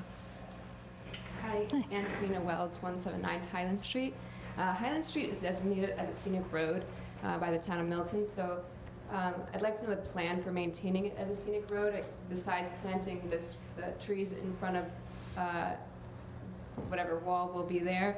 I share woods with the same land that is at 111 Highland Street, and I know the extensiveness of the wildlife that are there and the importance of the habitat, maintaining the habitat for those animals. So I'd like to also ask the question of how the habitat for the animals, maybe that's a better question for the Conservation Committee, but while we're speaking to the trees, all the extensive wildlife that is there. I think your boundary with the property is up in the back of the tail of the property, right? Yes, all those woods connect. Yeah. So nothing's happening up in there. All those woods connect. But I know that those woods up in the rear of the property aren't being touched. All the woods connect. The woods in the middle of the property are being destroyed. Thank you. You understand that? Thank you. Cheryl, you have your hand up. Yes, Meredith. We have other agenda items, so I wanted to see if we can't move to continue this hearing to next week so that we have time for the next agenda items that we've been postponing for at least the last 1 or 2 meetings. You know what? We currently have a lot on our agenda for next week, unfortunately. And I would like to give the applicants a little bit more time. There's a lot of outstanding questions that I think we all know that are sort of around the water issue, sewer issue, and I think we need to give a little bit more time. I've got it. So you're looking for the meeting of April 13th? The 13th, yeah, would be the soonest that. Sorry. That. Okay. So would you take a motion to continue this hearing until that time? I would, yes. I have, All right. before you move to close, however, I do have a quick set of updates on some deliverables that we're working on, just to give you a heads up. Great. That would be great. And also That's okay with the board? Just a few minutes. Also to remind you that the site walk with the Conservation Commission is a week from Saturday, April 1st. It'll be April 1st, 8:30 in the morning. You should make sure that you post that as a meeting. Yep. Tim, you heard that? So, where's the meeting point for that? Sorry. I'm sorry. Where's the meeting point for that site walk? Right at the driveway at 111 Highland Street. Thank you. People can come and park at 107 in the area that's been cleared. So we're working on a handful of things. First is that we're modifying the stormwater and the drainage. We did ask Tim to put a hold on the review being done by Tetra Tech until that modification is done. It's responsive to comments that we heard last week here as well as with the Conservation Commission. So there's some modifications being made, and we thought before they get too deep into that review, it would be appropriate for them to get, and we expect to file that by the end of next week. That's great. So that work will be able to start. We have an updated a memo responding to some comments we heard about the traffic, and the traffic plan is being amended to include the surveillance camera that will be not only will there surveillance camera during the construction period that Erling will maintain, but there'll be a separate and new surveillance camera maintained by Northbridge to monitor daily. Same thing. That's great. As I said, the Ned, will that be submitted next week too? Is that for that submission? will be submitted probably next week. Okay. Yeah. On the 13th, not next week. So you'll have it next week and then time to review it. Perfect. In advance of. So that will go. That will also go to Tetra Tech because Tetra Tech, I think their specific task is to review stormwater and traffic. Okay. As I said, Arthur Allen is out cataloging trees today. We're adjusting plans associated with that, and we'll modify the tree preservation protection plan accordingly. The engineers met with DPW on Spafford Road last Thursday morning this Tuesday morning to look at both the condition and the capacity of the sewer line. That we have submitted a report to Chase Berkeley for his review. It appears that the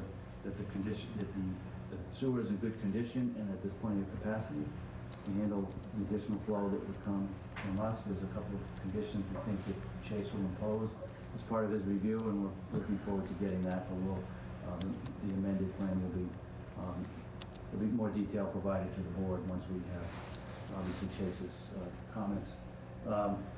We have a commitment now for a third shift parking. We'll all be parking proximate to the interior of the building, so at the rear parking area will be dark, and there'll be a timer set on the lights in the rear so that it's consistently going off at the end of the second shift. We are, as I said, we're also working on, Cheryl was very helpful in producing through Tim a written list of all of her comments. We've got that, and we're working on adjusting plans otherwise and otherwise responsive to the questions and concerns that you've raised, and then we've heard from abutters as well. So there'll be much more material coming in with plenty of time for review by you and the abutters. Everything we file with you, we're filing copies with the abutters. So we'll continue to do that. That's great. All right. Okay. Thank you, and thank you for coming this evening, and thank you for the residents who've come out tonight as well. And with that, I would entertain a motion. Cheryl, would you like to repeat your motion to continue? Excuse me, yes, I would like to move to continue the public hearing for 111 Highland Street Memory Care Facility to April 13th. And is 7:05 the time available, Tim? You tell me, do you want to do this one first, or do you want to do the zoning public hearing first? I'd say let's do the zoning public hearing first, so would this be 7:10 then? That should work. All right. And that's my motion. Okay, is there a second? I'll second. Okay, roll call. Maggie? Yes. Sean? Yes.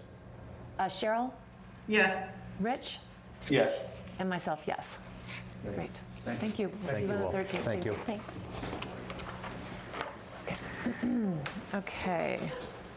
So, yeah, thank you. Nice. I know. In person. Yeah. Thank you for coming. Thank you for. Okay, so back to number 5, back to old business. Bye. Thank you. We can now move to the discussion for the RFP for consultant services for East Milton mixed-use zoning. And we have the 4 proposals before us. I know Tim asked for us to send in our comments. We did spend a lot of time, when we first went through this. Maggie, you weren't here. But I think we can just maybe move through these and our comments on each a little more quickly. And I think if we start with, I think Weston and Sampson, we had felt like they're an excellent firm, but for many reasons, maybe not the right firm for this project. But if we'd like to just start and I'd like, just hear from the board on your thoughts on this, and if that's still the thinking of this board. Anyone like to start? Well, in the interest of, if it's okay, I'll start. Yes. In the interest of, I guess, managing the time that we have to speak about this tonight, and also carrying forth some of the conversation from the meeting that we last spoke about this, I had, and I think as a group, we probably came down to 2 being the most, probably the best aligned in MAPC and UTIL. And I submitted to Tim at the conclusion of last week's meeting my assessment of the candidates, and in that assessment, I had indicated in my email to Tim that I thought MAPC, in my mind, was the preferred consultant for this task. And I find that both UTIL and MAPC are excellent firms and deep in experience and capability. But my take from MAPC is there's a component of the community engagement that I think in MAPC's that I found to be stronger, more consistently written into their response to the RFP, and where I think that is something that is going to be so important to have, outreach effort and engaging the community. That was considerable in my in my assessment of them, and it seemed to me that the way that they wrote their response to the RFP, and certainly in the section that's referred to as the local understanding, there's a personalized response here to demonstrate their familiarity with the town of Milton. Obviously they have familiarity with the town of Milton, and it reads through this.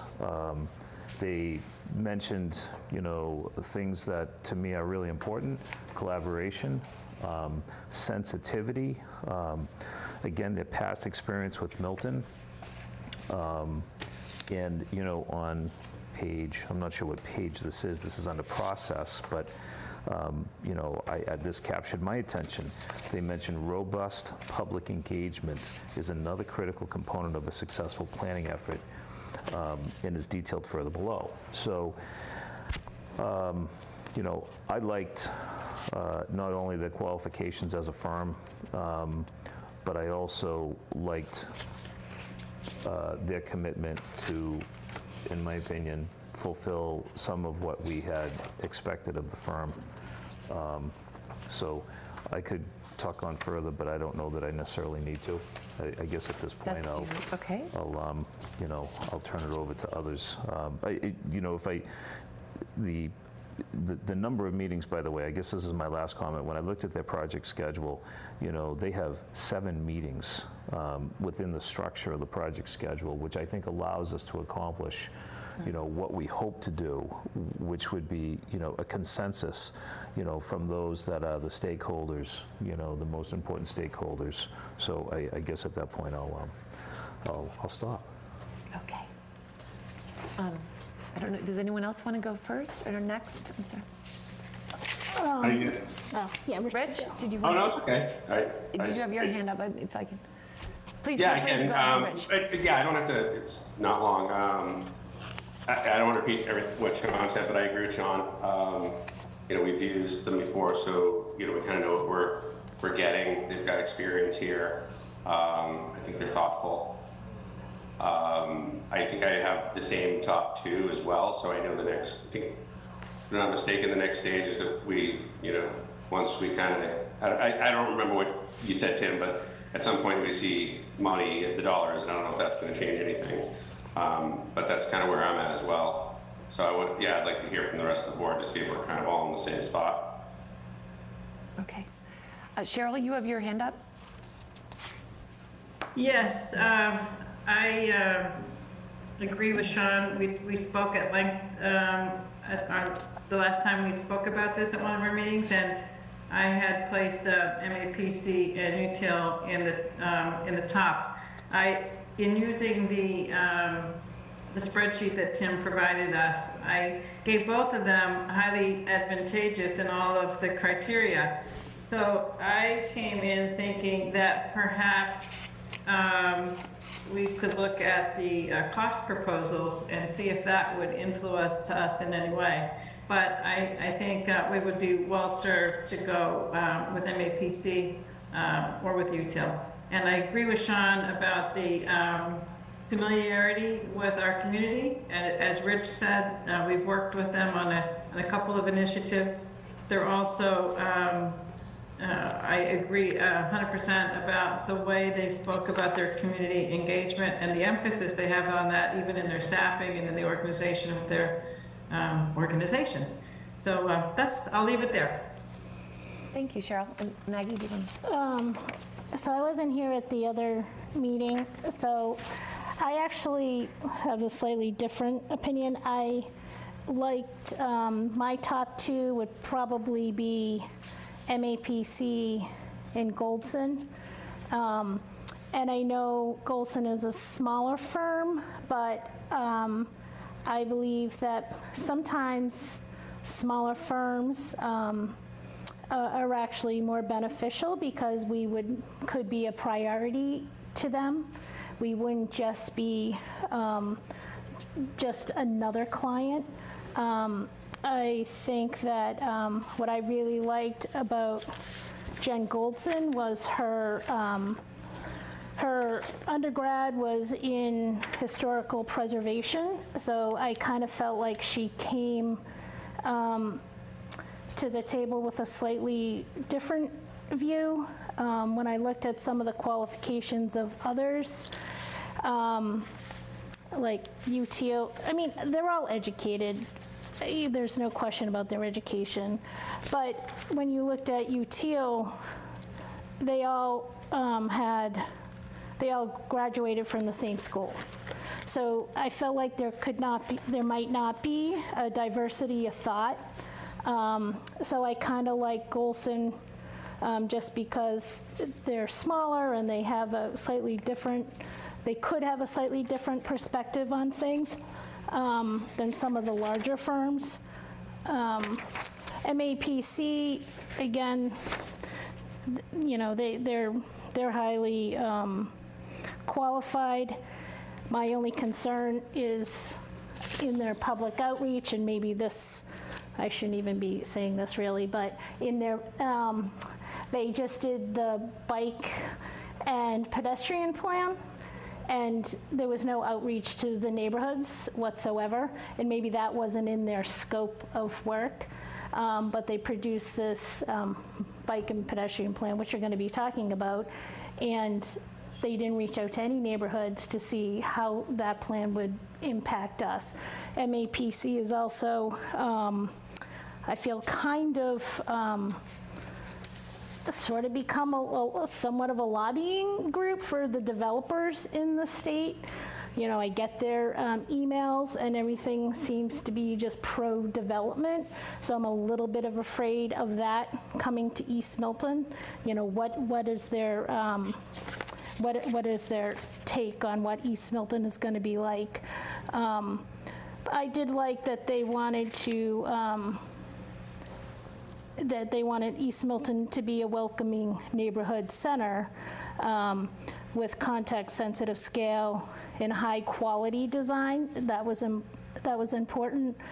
But I didn't like, they had a statement that they wanted dimensional standards that support development in line with urban design. And you know, I want Milton to still remain a town, and so whenever I see the words urban, I just feel like the city is creeping out to us, and I'm trying to push back. And you know, they quoted that they're like a form-based zoning, and like form-based zoning is more urbanist in design, which means more density, which means little or no setbacks. So that was just my feeling on MAPC. Was I'm a little afraid East Milton is going to become a little bit more cookie cutter, like every other little village around town, around the state. Okay, great. So I went back after our last meeting and just did a real deep dive back into all of these. And what I came out with was my top two were J.M. Goldson and MAPC. J.M. Goldson, I don't think, and the reason why I sort of defend this firm, and I really like this firm, they are the most experienced of all four applicants in writing zoning. Nobody else can compete with having Bob Mitchell with 40 years of writing zoning, and Laura wrote 68 articles, zoning articles, while in Canton. The owner, who would be the lead, the owner would be the lead. She was the previous town planner in Brookline and Newton. They have a community involvement specialist on the team. Dream is a very experienced architectural firm. I know, Cheryl, you questioned that level, but I think they're a very strong firm. I was impressed with the images and graphics that they used in their samples. And I was impressed by the approach by Dream to have the goal of knitting together individual buildings into a cohesive form, creating an attractive public realm. Because I think that's one of the key issues, is that having East Milton look like it's knitted together and it's not a random set of buildings with random architecture, that there is a look to the town. And that was one of the reasons I actually like MAPC, is because they did a work creating zoning in an area where they did create a New England village. It had a New England look to it. So having a vision. And I think that J.M. Goldson works in the most similar communities, similar to Milton, such as Brookline, Newton, Concord, Cohasset, Sudbury, Manchester by the Sea, Williamstown, and so forth. They also do use form-based zoning language, but they really, they have the skills to really write the zoning, because as we all know, at the end of the day, the zoning is the law, and that is what is going to be written, and the zoning is critical because words do matter. The approach is balancing between change and preservation, which I really liked, and is sensitive to the neighborhood. And they do have an emphasis on community involvement. Also, I did like they referred to the Barrett report in referencing the height of buildings and architecture. Jan Goldson seems to have a focus on listening and interaction with the community, viewing through the lens of historic preservation, and building off of what we like about East Milton rather than simply focusing on the problems of East Milton. I thought their approach, I really liked. There's a lot of good things about East Milton. Let's build on that rather than strictly the problems. MAPC, when I did a reread of this, and so I ended up, they actually tied. I did like that Josh has experience working on the Milton Village, an architect and a planner. Chris is very experienced with draft zoning. I put them actually second as far as their staff and ability for zoning. 6, he's very experienced, but there are 6 of the last, in the 6 zoning articles in the last 5 years have been adopted. I didn't think that was that many, but there is experience here. Sarah is very experienced with drafting zoning in Cambridge, so that was helpful. And Christian obviously is highly qualified community involvement specialist. I liked the economics and finance were referenced because I think that's important. They did have mostly transit and urban focus in their experience. But I did like that MAPC would take inventory of existing buildings, hopefully with preservation in mind of the historic buildings. And they did do this with their Salem Street neck overlay zoning. I think they have strong visuals and the ability to create a cohesive and architecturally sensitive to design. I was impressed by a few of the statements that they had made in their proposal, which I think really showed an understanding of Milton. There was a one of the things I was impressed, a data-driven analysis and community-centered planning, because I think that's the key in what you alluded to, Sean, is the community involvement, and that this is a community-centered planning. This isn't a firm coming and telling us what we should be and, you know, how we can max out, you know, our development. Working with local stakeholders, that they said, and using creative approaches to build relationships with community members. I thought that was key. Studying the role of anchor businesses and institutions like the Food Center, and really understanding how these businesses meet our needs. The Milton Art Museum, for example, that, you know, that's something that we want to protect. Embraces community challenges, indicating they would look for creative solutions.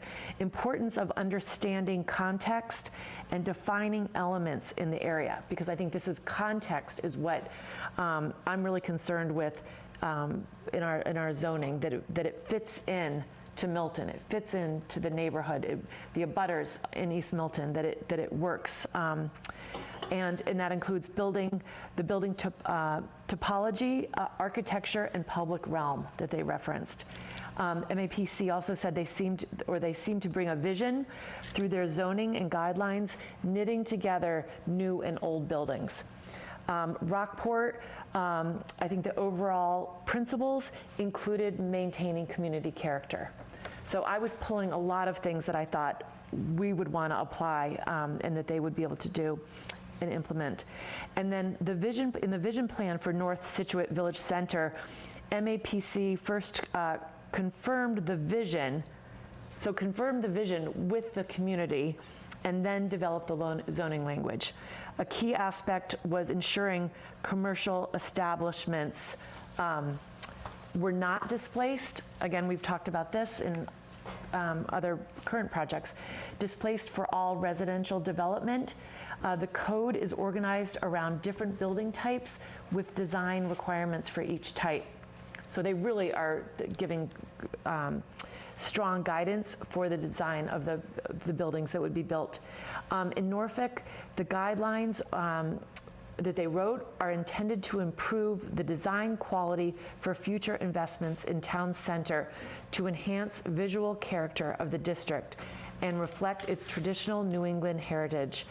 Guidelines that guide the design to fit with the heritage of the town center and positively contribute to its future with the goal of contributing buildings of appropriate pedestrian scale and attractive architectural style that resonate with the context of neighboring properties in material, rhythm, proportion, color, and other design characteristics.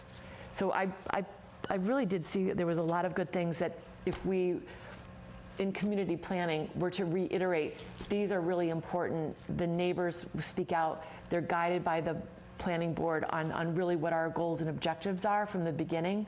I think we could have a really good plan. And just a few comments on Util, because at a first glance, they're super impressive. They've done a lot of big things.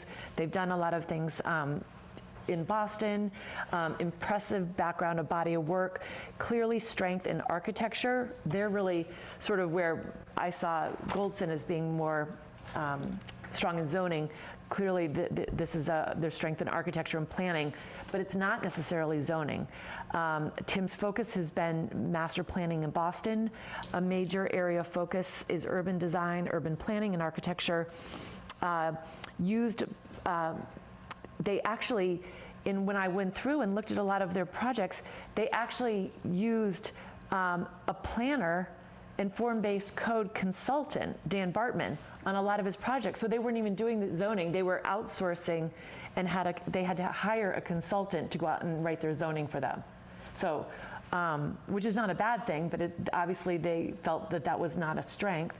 And Dan Bartman was used to conceptualize and write zoning documents on many of the projects, sample projects they provided.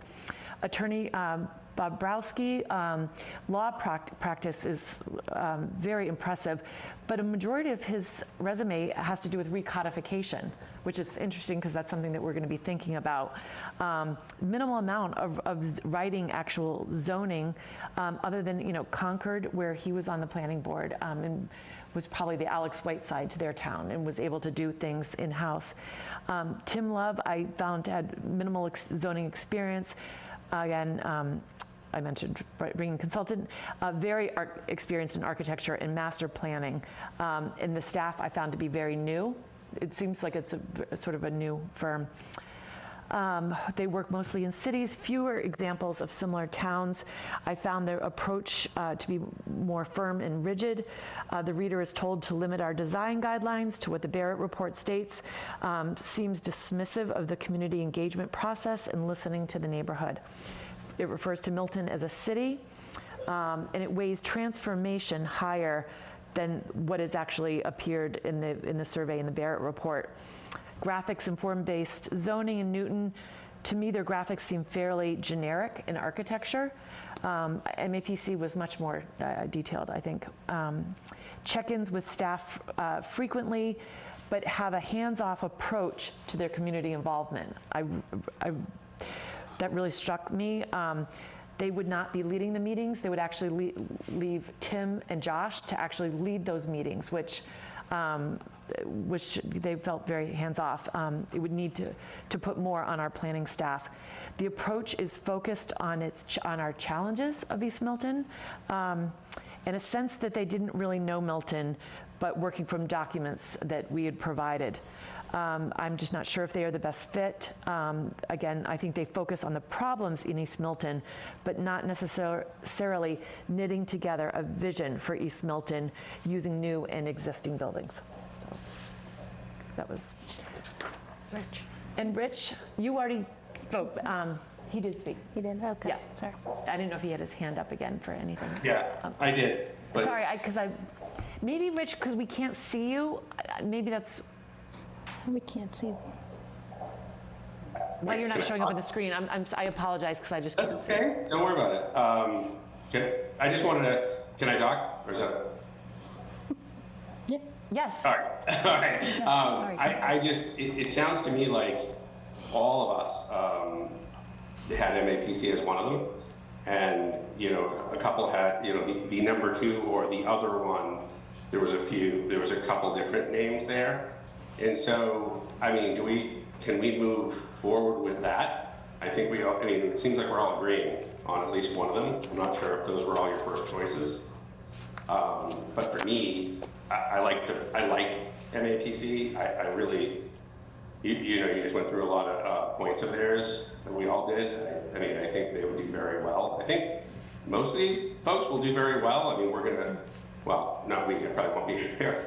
Well, I won't be here. But you guys will be at the forefront of what they're doing and be able to lay out, you know, and guide them along the path. So I feel confident that the ones that we've been talking about would be good. I like that we all agree on MAPC. Now, I guess the question is, can we kind of make a motion and move forward with that? Well, if I could, I don't think, I don't want to speak for Maggie, but I think Goldson was your preferred firm, not MAPC. You had both. And just in terms of Goldson, my point of view, Rich, and I had MAPC in my evaluation sheet as the highest. And, you know, in fact, when I look back at Goldson, because I feel like I owe this to Maggie because she has it as her preferred, I had them as not advantageous on the criteria on all of them except for desirability of approach. And and you know, again, in terms of not advantageous or advantageous or highly advantageous, I graded them by comparison to their competition. Do you know what I mean? That's the only way I could. So I mean, the only reason I had not advantageous for them is because comparably, I found UTL and MAPC to either be highly advantageous or advantageous in those particular criteria. But one of the concerns I have with Goldson, while I feel like we would have a very personalized approach because the owner of the firm is the person that's dedicated to the particular project, they're very limited in resources. They don't have much staff. And obviously they have Dream Collaborative to support them, but the resources that are in MAPC and also in UTL, I think UTL has at least 60 people. MAPC probably has over 100. MAPC has 21 different working groups. That's below the executive level. And I mean, the depth as an organization is tremendous. I agree with what you said though, because they are a planning agency, and there's a tendency then maybe for them to be more developer-oriented than oriented to what we want. However, my feeling is we're the ones that have to control that.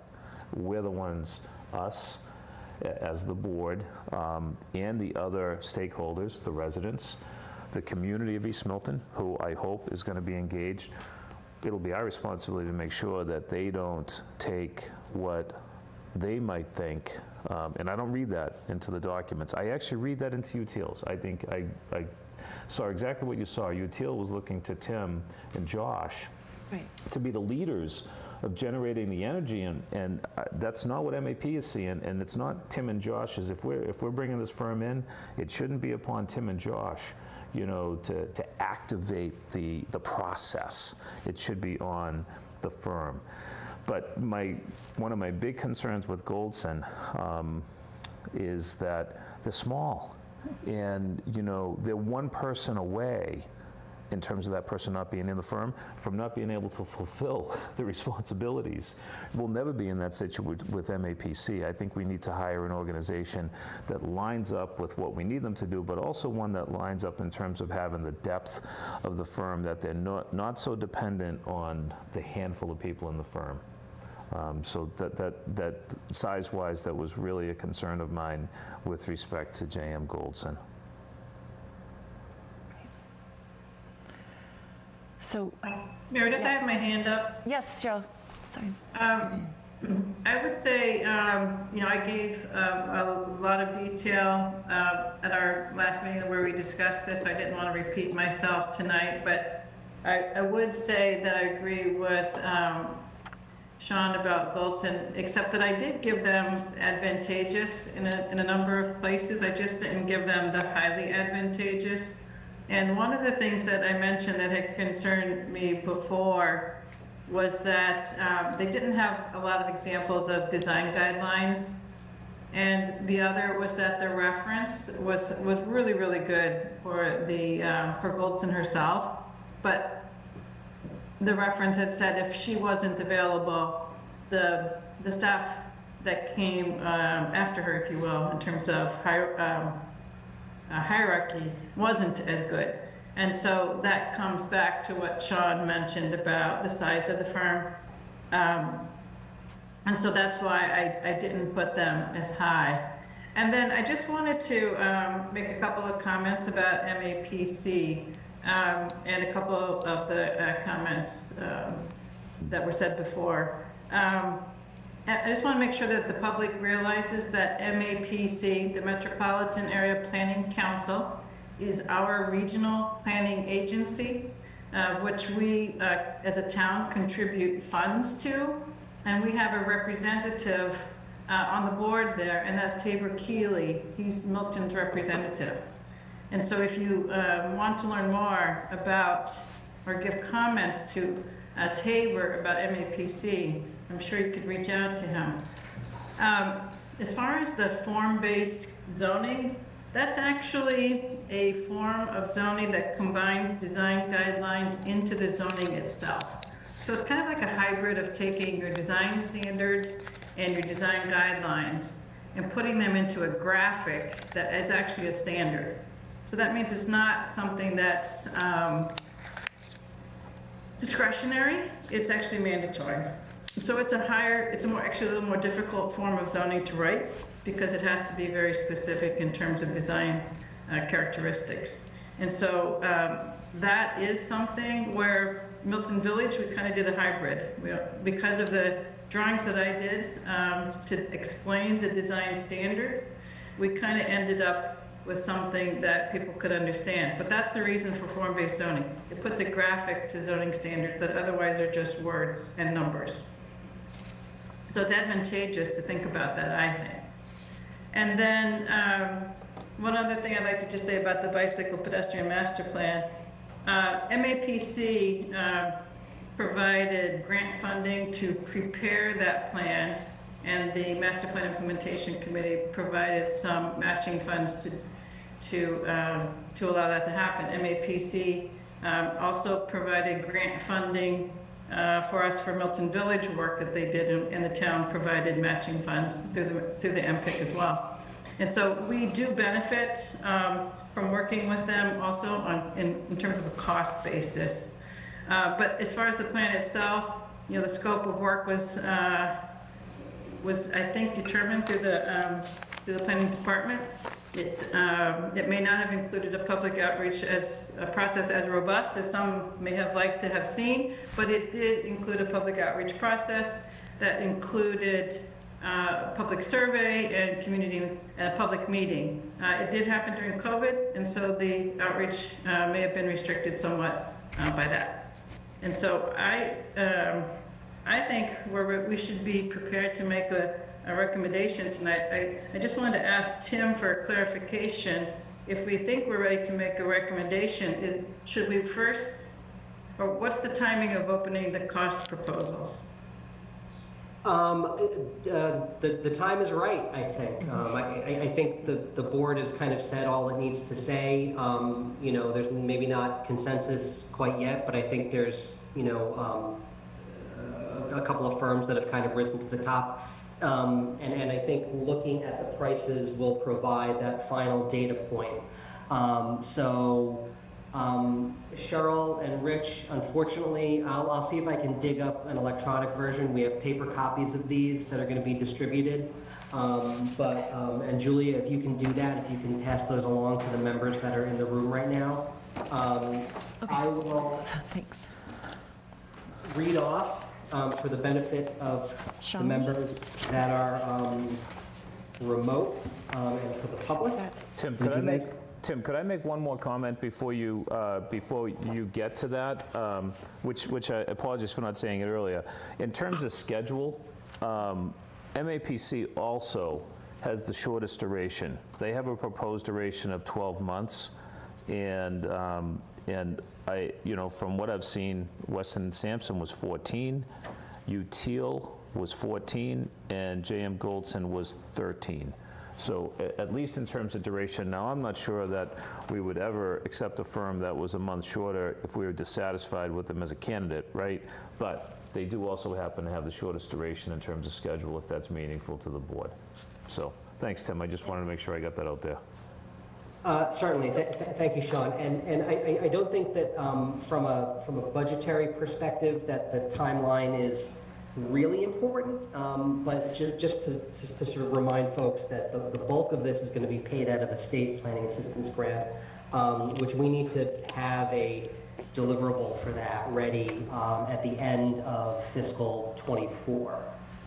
So it's a 24-month grant, and we're kind of approaching the end of fiscal 23. So again, I think all of this can get done within that time frame, but it may be a slight consideration.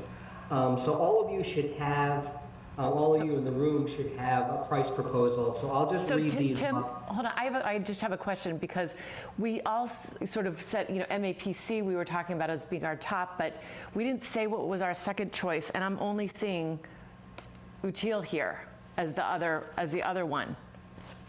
So what do you mean the other one? There should be 4 price proposals. I've just got, it looks like packets of 2. Can you double check? Maybe they're all underneath. Oh, sorry. My apologies. It looked like there was 2. Here, I should pass these. Yeah, they're small. They're little short. Sorry, they're all there. Okay. Here. Now this one has Sean. I don't know why this one. This must be something for you to The one that sign. says Sean is supposed to go to your name on it. Sean. Okay. Sean, so my if you can apologies. fill out So that it just, they form, were thin when and you're they done. were in the back. So it just looked like 2. So, okay. So for the folks at home, the price proposal from MAPC is $59,000.00. The price proposal from Weston and Sampson, $65,000.00. The price proposal from UTEAL, $69,857.00. And the price proposal from Goldson, $74,994.00. So I hope everyone wrote those down if you're at home, and if you're in the room, you've got those price proposals in front of you. So those are the data points, and that's that.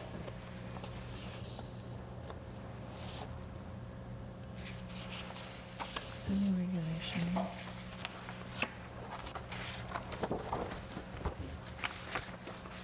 Tim, I have a question. So they are required to stay within these budgets.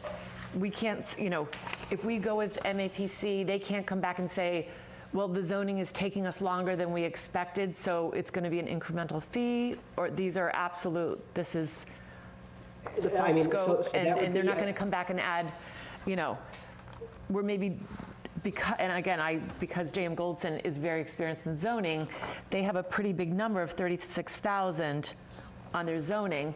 Are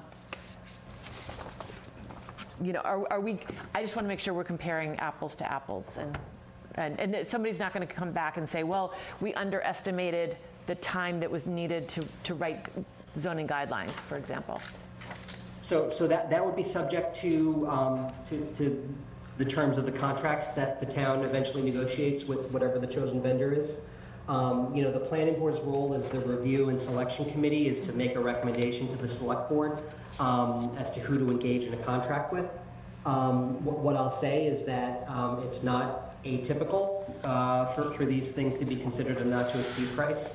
And I think that's a perfectly reasonable thing to kind of assert in a contract that, this is what your proposal said and this is what the price is. So that's something that, if the board has a concern about that feedback can get to the select board, and I think it would be well received. Great. Cheryl, you had your hand up? Yes. Tim, can you remind me the amount of the grant funding that we have available for this? So we have $40,000 from a state planning assistance grant, which is sort of very kind of, specifically related to, this zoning project. We also have a $15,000 grant from the South Shore Chamber of Commerce, again, for the zoning project, but I'll say fewer strings than the state grant in terms of, reporting and reimbursement and things like that. And then obviously there's a $10,000 match from the Master Plan Implementation Committee budget. So, the money that we've effectively got in our hands for this project is $65,000. That's not to say that additional budgetary resources couldn't be marshaled, to make up any difference if the board makes a certain choice.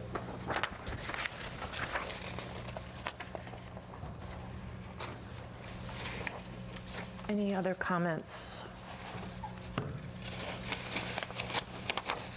It seems that MAPC is within our budget. The other's a little bit higher.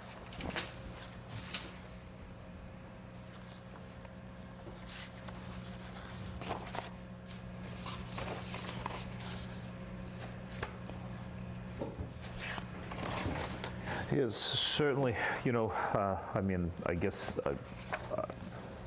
they happen to be the most competitive, right? Their number is $59,000. So they are the most competitive, and I don't think it's ironic that they also have the lowest of the hourly rates. When you look at their hourly rates, if we happened to go beyond the scope of services that we've outlined, and I don't know to what extent at this point, their financial component is to us.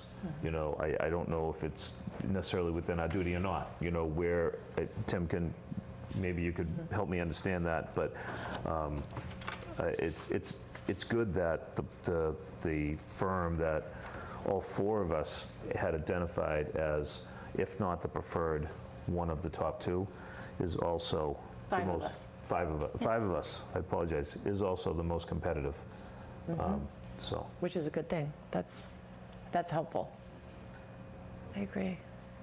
Yeah, and I'll just say the procurement method that we use specifically, to give the board the latitude to make other sort of non-price considerations, which is why we went through the whole exercise of talking about everything except the price. It's always nice to have money left over, in case you want to, negotiate additional services or, contract with somebody else. But obviously, we do have money available for most of these firms. But yeah. So you're I think, given the quality of all of the responses and given sort of the prices, I think the board would be, well within its rights to make any decision on any of these. I don't think that anything is really crazy out of left field to consider. So. Yeah, I would just add, I agree with Sean with the comments you made. I mean, the other thing I would mention is, these folks seem to have some comparable experience, and they've also worked with us. So I wouldn't be surprised if, when you're responding to an RFP, you know the client and you know how to work with them. Usually, you can get more competitive. I'll just say, I'm kind of excited about this one. I'm excited as you get. I like it. I think we've worked with them before. We kind of know what we're getting. I'm happy the dollars came out the way they were too. I understand, Tim, what you just said. You kind of don't have to go that route, and that's why you run the proposal this way, so we don't see the pricing. But it is kind of nice that it worked out this way. We have money left over. We need it. So if folks are gonna be interested in making a motion, I'd be interested in saying yes. Before we get to that, I did have a call from one of our residents, and I don't mind sharing, and I told this resident that I would share this person's point of view. This person thought that an initial interview would be helpful, before the firm is signed up. But most importantly, they'd like to see the firm selected in a kickoff meeting quickly. And this person said prior to the election, which I'm not sure if that's possible. But this person also said that the neighborhood association is preparing information to provide their opinion on expectations, which is great. That means that they're actively thinking about it and want to be part of the process. That's great. It was an indication that they're anxious and this is somebody from Rich's neighborhood, the East Milton Square neighborhood. They're anxious for this decision to be made and for the process to start. That was the point that this person was driving at. Let's go. Let's go. Yeah. I can agree with that. I'm sure that there's a lot of folks over here that way. The only, just Sean, maybe you could talk a little bit more about the comment at the beginning. I don't know if you were just stating what they said or if you were agreeing with it. Talk a little bit more maybe about that interview piece, because I think right, we've talked about if we interview, we'd have to interview everybody. So I think to get to the next step, I mean, Tim would have to say this, I don't know the rules, but I would imagine the rule is we probably have to vote on it so that we could then bring them in and talk to them for real outside of the RFP, because it would be a little bit, is that right? Well, yeah, I was only restating what this person had that's said. what I figured, yeah. And this person had said that, they thought initially an interview would be helpful. They did continue on and say then they recognized that it might be more of a marketing-focused response. You bring somebody in for an interview, and they begin to tell you what they think you want to hear. So I don't think it was an expectation that this person had. It was just a comment that they had made as part of a series of comments. So. Okay. Yeah. No. I just want to make sure I didn't discount that because yeah. And I feel like we're not rushing this. I really feel like we have really thoroughly discussed these and have really taken a deep dive looking into who these firms are. And I feel very good, about where we've come on consensus. I think this is a different scope of work for MAPC, which really includes community engagement. And I think that's where they've been short in the past, but in this, it would be addressed, and it would be strong, I think, there. And I think community engagement and community-based planning is just essential for this East Milton overlay. So the last comment, I'm just looking back at my notes from this conversation with this resident, and the last statement that this resident made was, if you like someone, please pick them. Okay. So, again, I think it's just an indication that they're anxious to get going. Yeah. So does the board feel like we want to have a motion put out there? Or are there any other, I guess maybe a motion, a second, and then discussion? I'll make a motion that we recommend that the select board engage MAPC to do the zoning and design guidelines for East Milton Square. Second? Okay, is there any further discussion? Okay, seeing none, I think we can take a vote on this. Rich? Actually, one thing, Meredith, maybe what I should say is that the funds that be used to pay for this engagement be the grant funds secured by the planning department. Great. And that friendly amendment is accepted, so that's, Second. Okay, so that's good, Rich? Okay. Yeah, second. All right, so to vote, Maggie?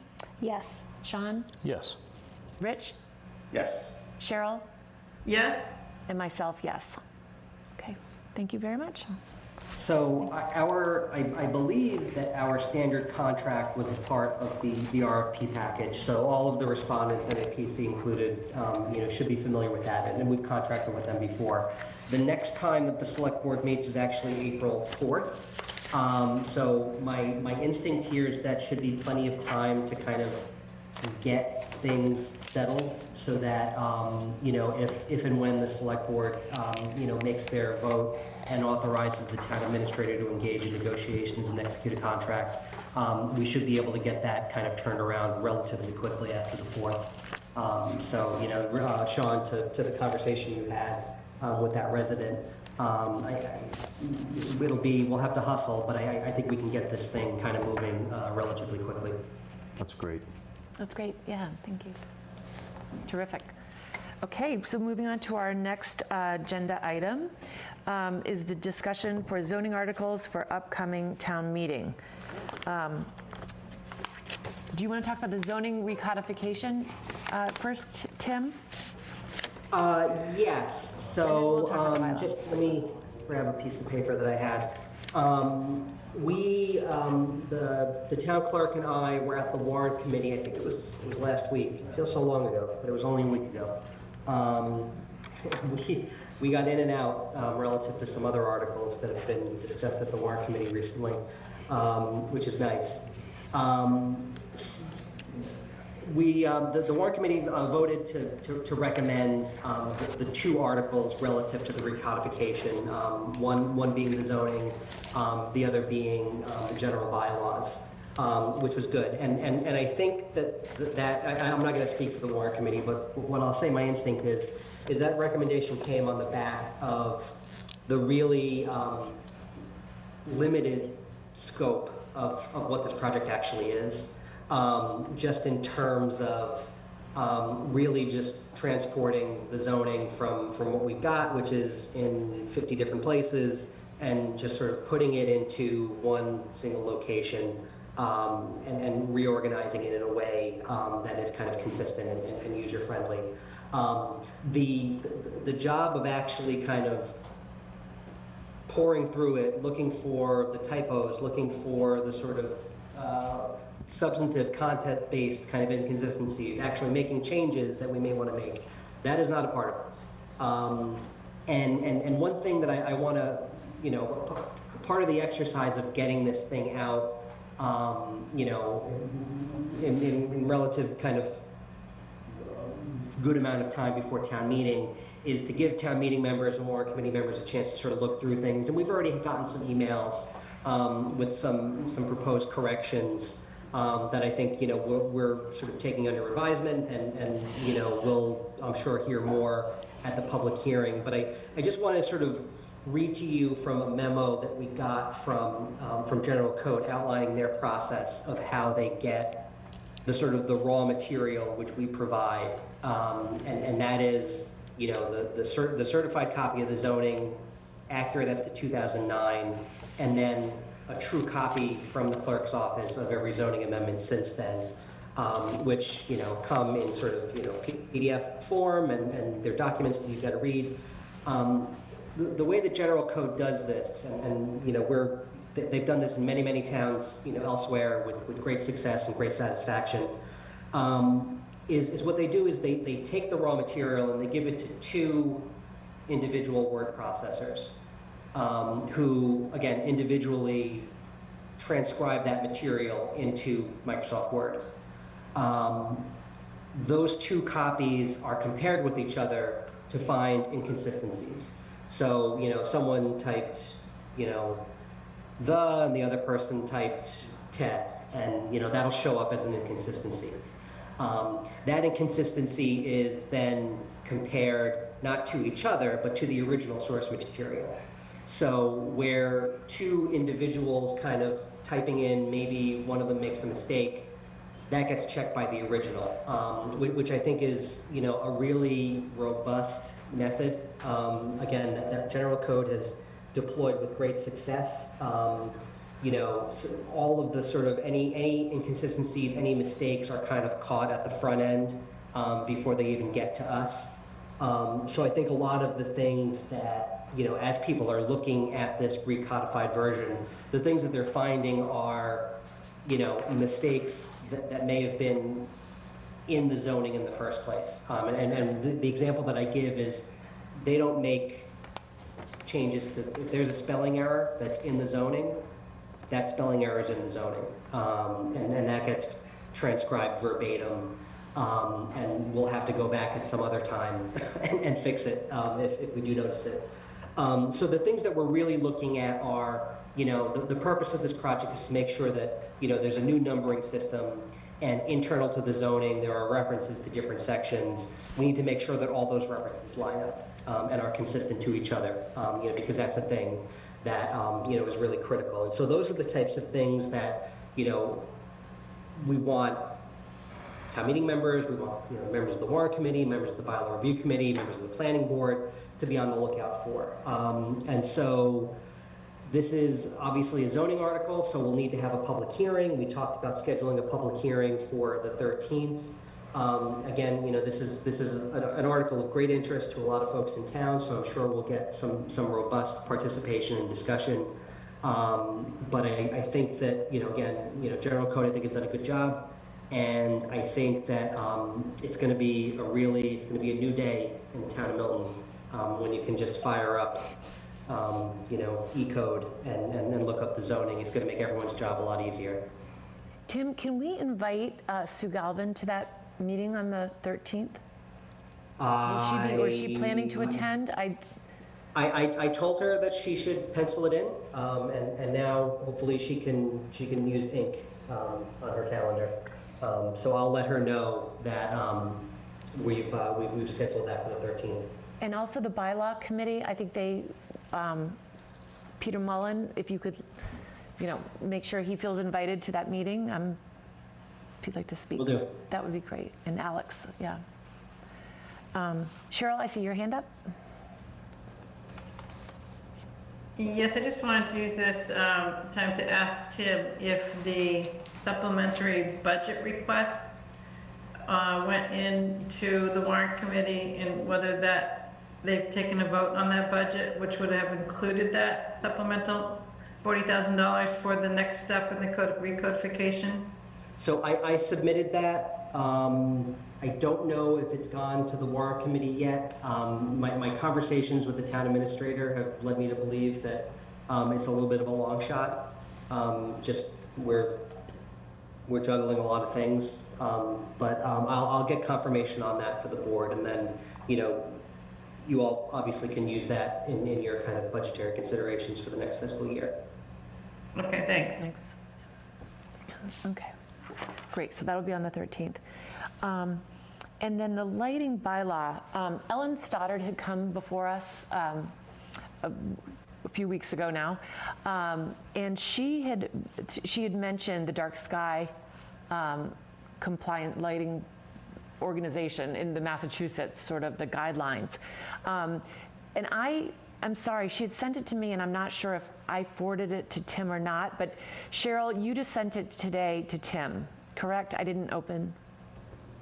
What I sent today to Tim was a link to that International Dark Sky Massachusetts chapter website, which has a, I guess a database, if you would, of the 57 towns, I believe it is, in Massachusetts that have a lighting bylaw. There you go. And I thought that it would be helpful to select at least a few of these to take a look at. The other thing that I sent, which was an attachment in the email, is also from this website, which was a pretty useful checklist.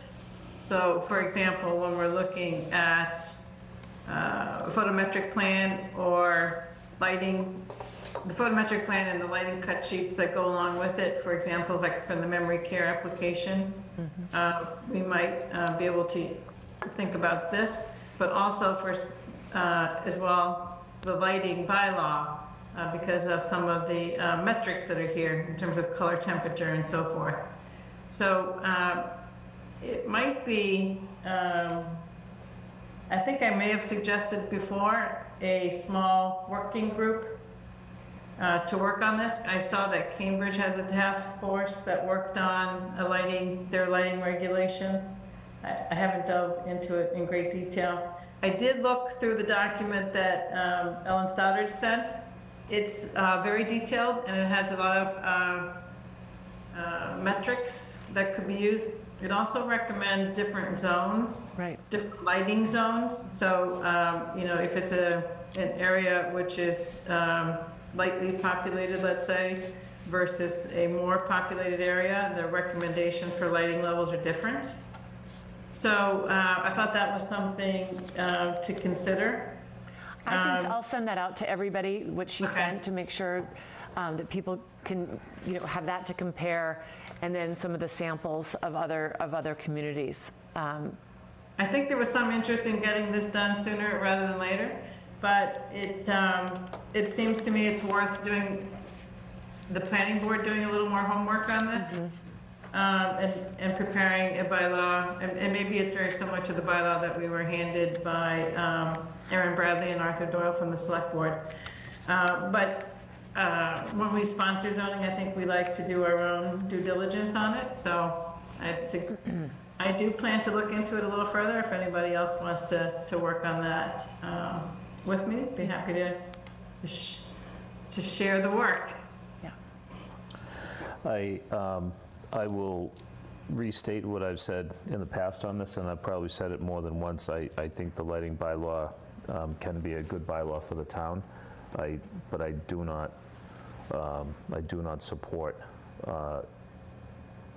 requiring people that have lighting in place, to comply with it. I don't think it's fair.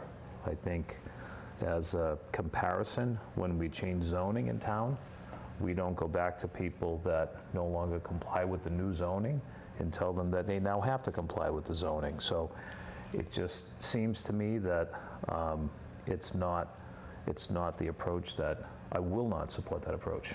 There is no way I'll support that approach. And if there are issues in the town with existing lighting that are problematic, I think we need to find a way to get to an amicable solution without creating a bylaw that requires our residents to be, managed in such a way. And I would say before we move forward, it might be helpful if we had information from other town departments, specifically Joe Prodap, because he is our code enforcement officer, and from John King, the police chief, because I know it's going to fall on their shoulders to enforce it. And even though Joe is the enforcement officer, my guess is most of these complaints will come at night when his office is not open, so then it would fall on to the police department. So it'd be nice to know, to get their input before we spend a lot of time researching and coming up with things that we think would work when we really need help from them. I'd also like to remind members that Ellen Stoddard, I believe, supplied a petition or a letter signed by a number of residents who were interested in seeing us take this up. Normally, we as a board are responsive to resident requests to us to consider action. So I just want to remind folks that there is interest in this. Yeah, thank you. Meredith, can I? Yes, please, Rich. Yeah, this is going to be something that I imagine you folks are going to work on for a little while, or that would be my suggestion. I agree with you, Cheryl. I think, there's a lot of information out there. I mean, there's a lot of information all across the country on this stuff. So there's a lot of standards out there, and I do think the town should put something forward. But I think we should, take our time on it. I agree with you, Sean. It just scares me to think that, we'd change something and then, go after somebody. I'm sure there's things we can do though, like, and I don't know how appropriate this would be or how you do it, but I would imagine, it doesn't mean a new law, if we weren't going to go backwards on somebody, it doesn't mean they have like free reign to double down and like, if they started making changes to those lights, well, now they have to comply. It's kind of like, once you touch your sprinkler system, you need to comply with the new codes and you need to update the whole thing, right? And so I think it could be something like that, right? I mean, lights burn out eventually, and it probably means that once those things die, they probably have to be changed to something or something like that. Thank you. All right, yeah, so I think we'll continue to discuss this. This is something, but we want to do it the right way. So that's great. If there's nothing else, then I think we can move on. Tim, the MBTA communities, the update on the consultant work. Yes. So we've gotten some preliminary work from UTIL, who is working with us through a grant from the Massachusetts Housing Partnership to, basically start to run the state's compliance model, which is a very elaborate Excel and GIS-based tool to gauge the compliance of proposed districts. This is eventually going to be the method by which the Commonwealth judges whether a zoning district is compliant.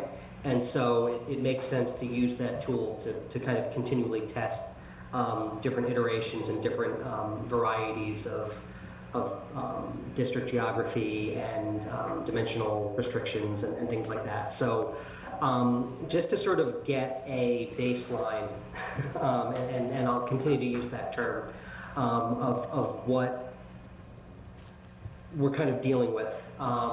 What I asked UTIL to do was to test the entire transit area, which is, as you all hopefully are familiar with, is the portion of the half-mile radius around Milton Station, Central Ave, Valley Road, Capen Street, and Mattapan Station that are in town of Milton.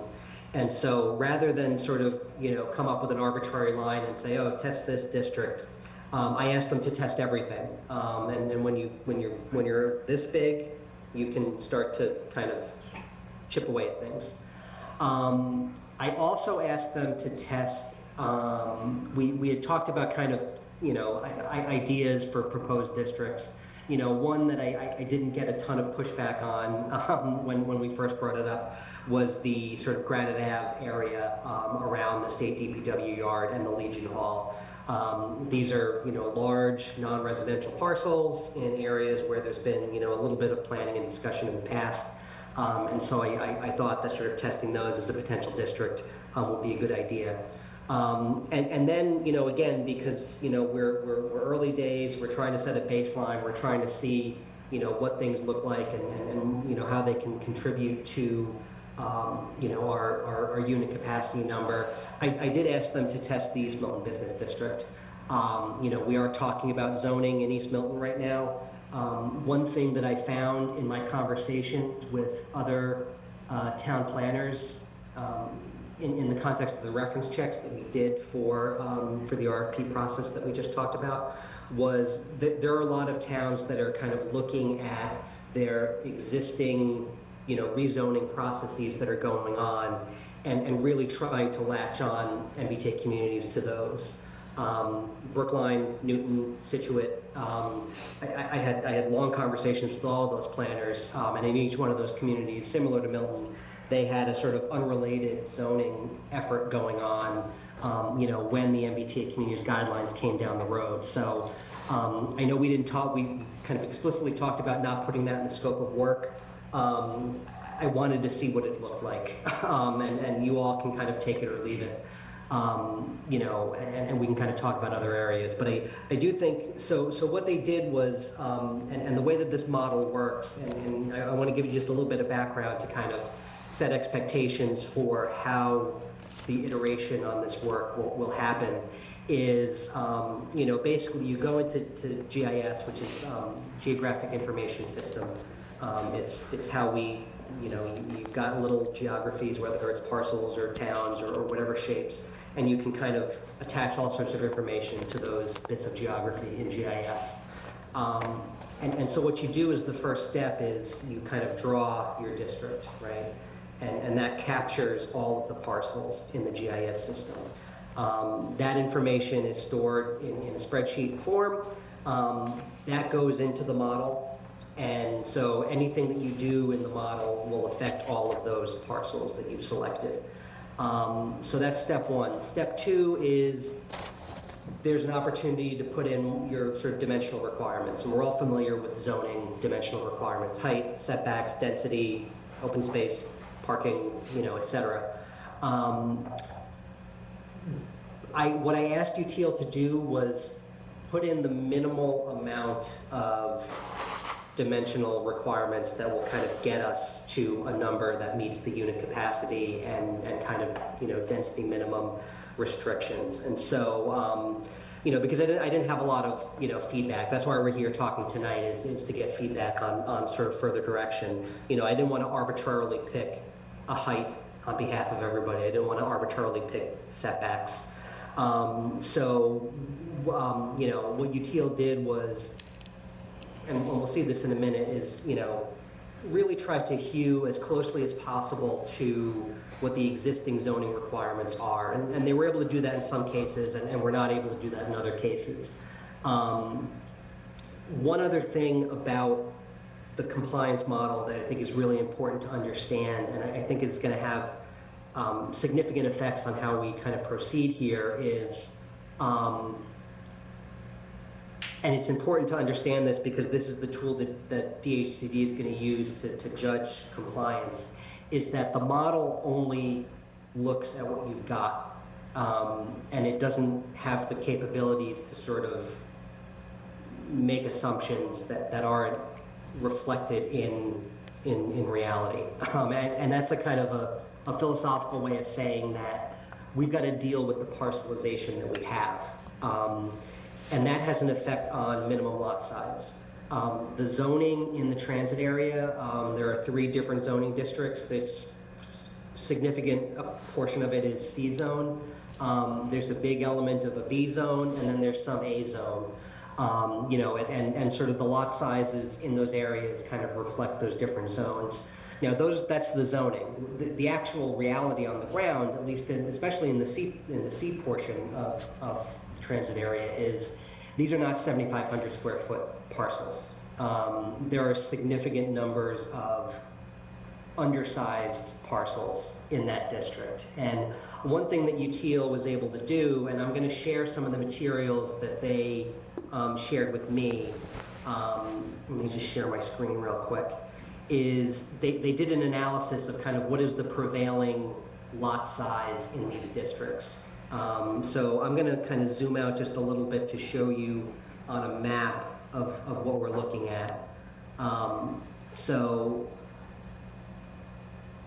what they were able to do was, so this is the transit area. So this kind of, undulating line down here is those sort of half-mile radius lines from the transit stations. So the bluish-greenish sub-district is what is the C zone in the transit area, and the yellow sub-district is the A and B zone. And you can kind of tell a little bit, from the parcel sizes. These are the sort of the bigger parcel districts, these are the smaller parcel districts. And so what they were able to do is, and let me kind of zoom out just a little bit, is figure out what is the prevailing lot size in these districts. And so looking at the C zone right now, the median parcel size in the C zone portion of the transit area is 7,053 square feet. So half of all of the parcels in that district, more than half, are undersized under current zoning, under 7,500 square feet. The average size is 10,151. I think that's capturing some pretty big parcels that maybe are not single-family house parcels. But you can kind of see the numbers here, and these gradations go in increments of 1,000 square feet. So, you know, this line represents the median here, and sort of as you get sort of bigger, you know, you start to see that, you know, the larger parcels become fewer in number here. So the way that we need to kind of think about this is, if we set a minimum lot size of, let's say, 10,000 square feet, that's only going to capture the parcels that are to the right of the little hand here. And the model is going to say, okay, these are all the parcels that could be redeveloped under a 10,000 foot minimum lot size zoning scheme. And depending on what the density and the other dimensional requirements, this is where we're going to judge what your unit capacity is. It's going to assume that the undersized parcels, you know, from 9,999 square feet downward to the left of where the hand is, are not buildable under a by right zoning scheme. And so it doesn't pretend that there could be lot consolidation. It doesn't assume that variances will be given. It's just saying, this is the existing parcelization, and this is how many things can be built by right, you know, on parcels that are appropriately sized. All of this is to say, and we can look at the yellow portion of the district now here too. This is the A and B zone kind of portion. The median lot size there is 25,422 square feet. You know, the average is 38,000. I don't know what this 400,000 square foot parcel is, but it's a big boy. You know, again, so you know, half of all of the parcels in this district are larger than 25,000 square feet, half are smaller. So the reason why I asked them to sort of set up these sub-districts is because, you know, they're very different, you know, in kind of physical character, and they're very different in terms of, you know, again, the existing parcelization. You know, there's the likelihood of fitting significant density on a 7,000 square foot parcel is much less than on a 40,000 square foot parcel.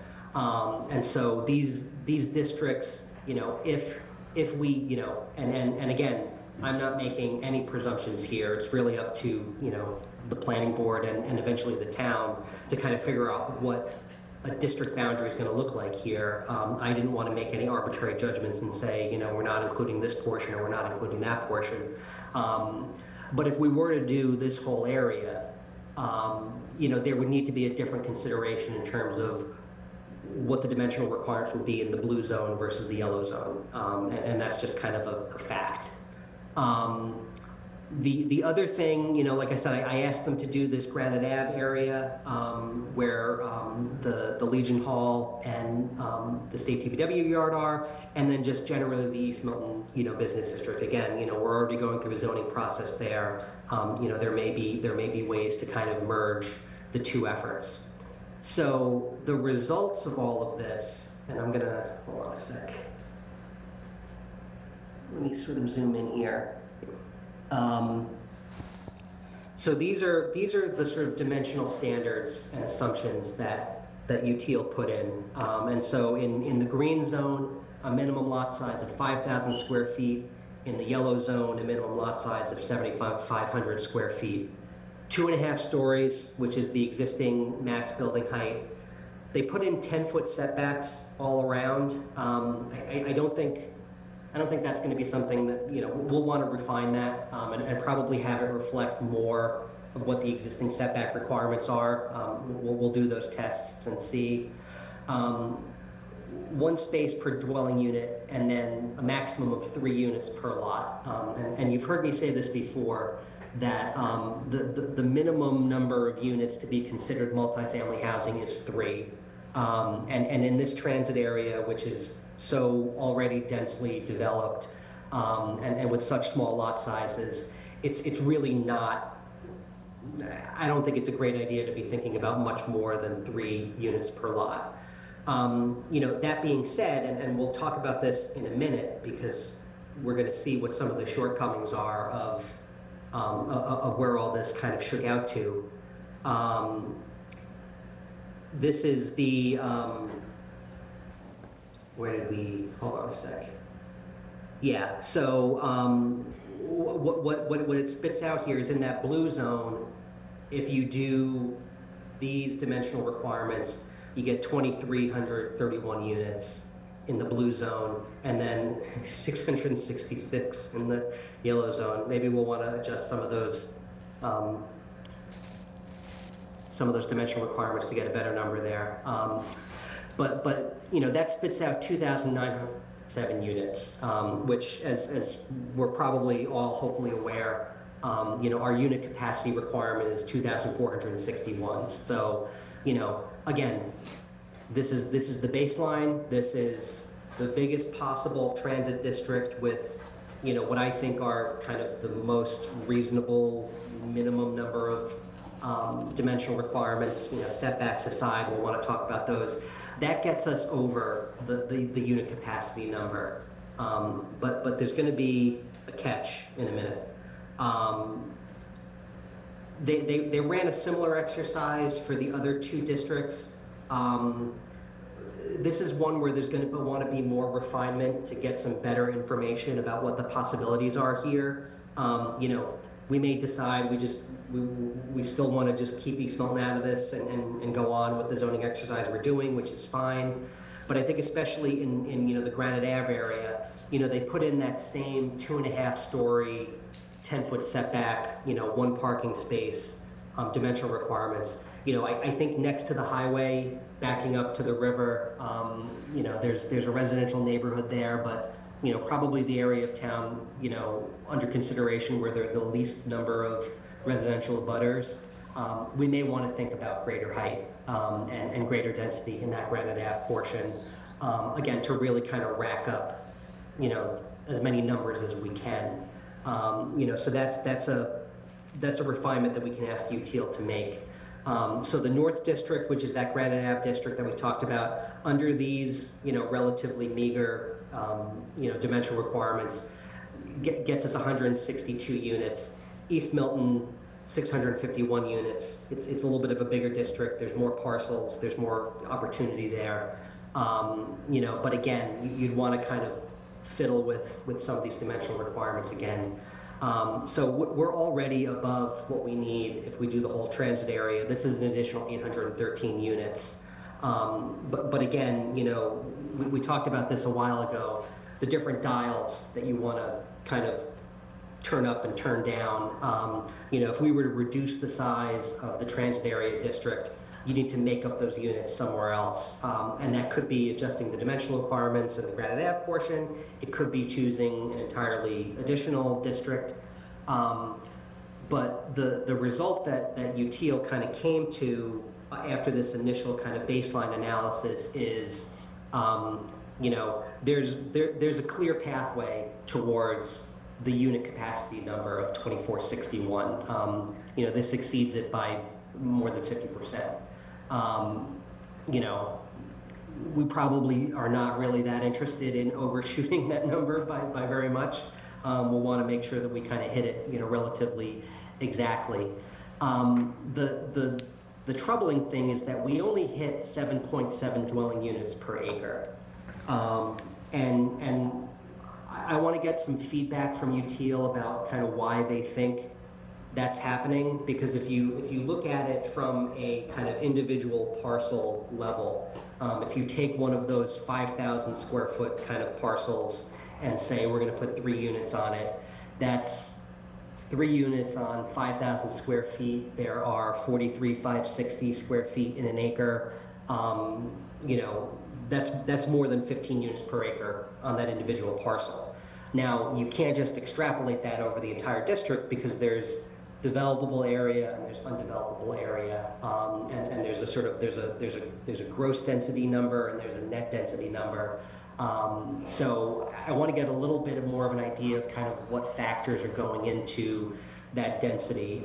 So as you know, there are 2 kind of constraints here. One of them is unit capacity. One of them is minimum density.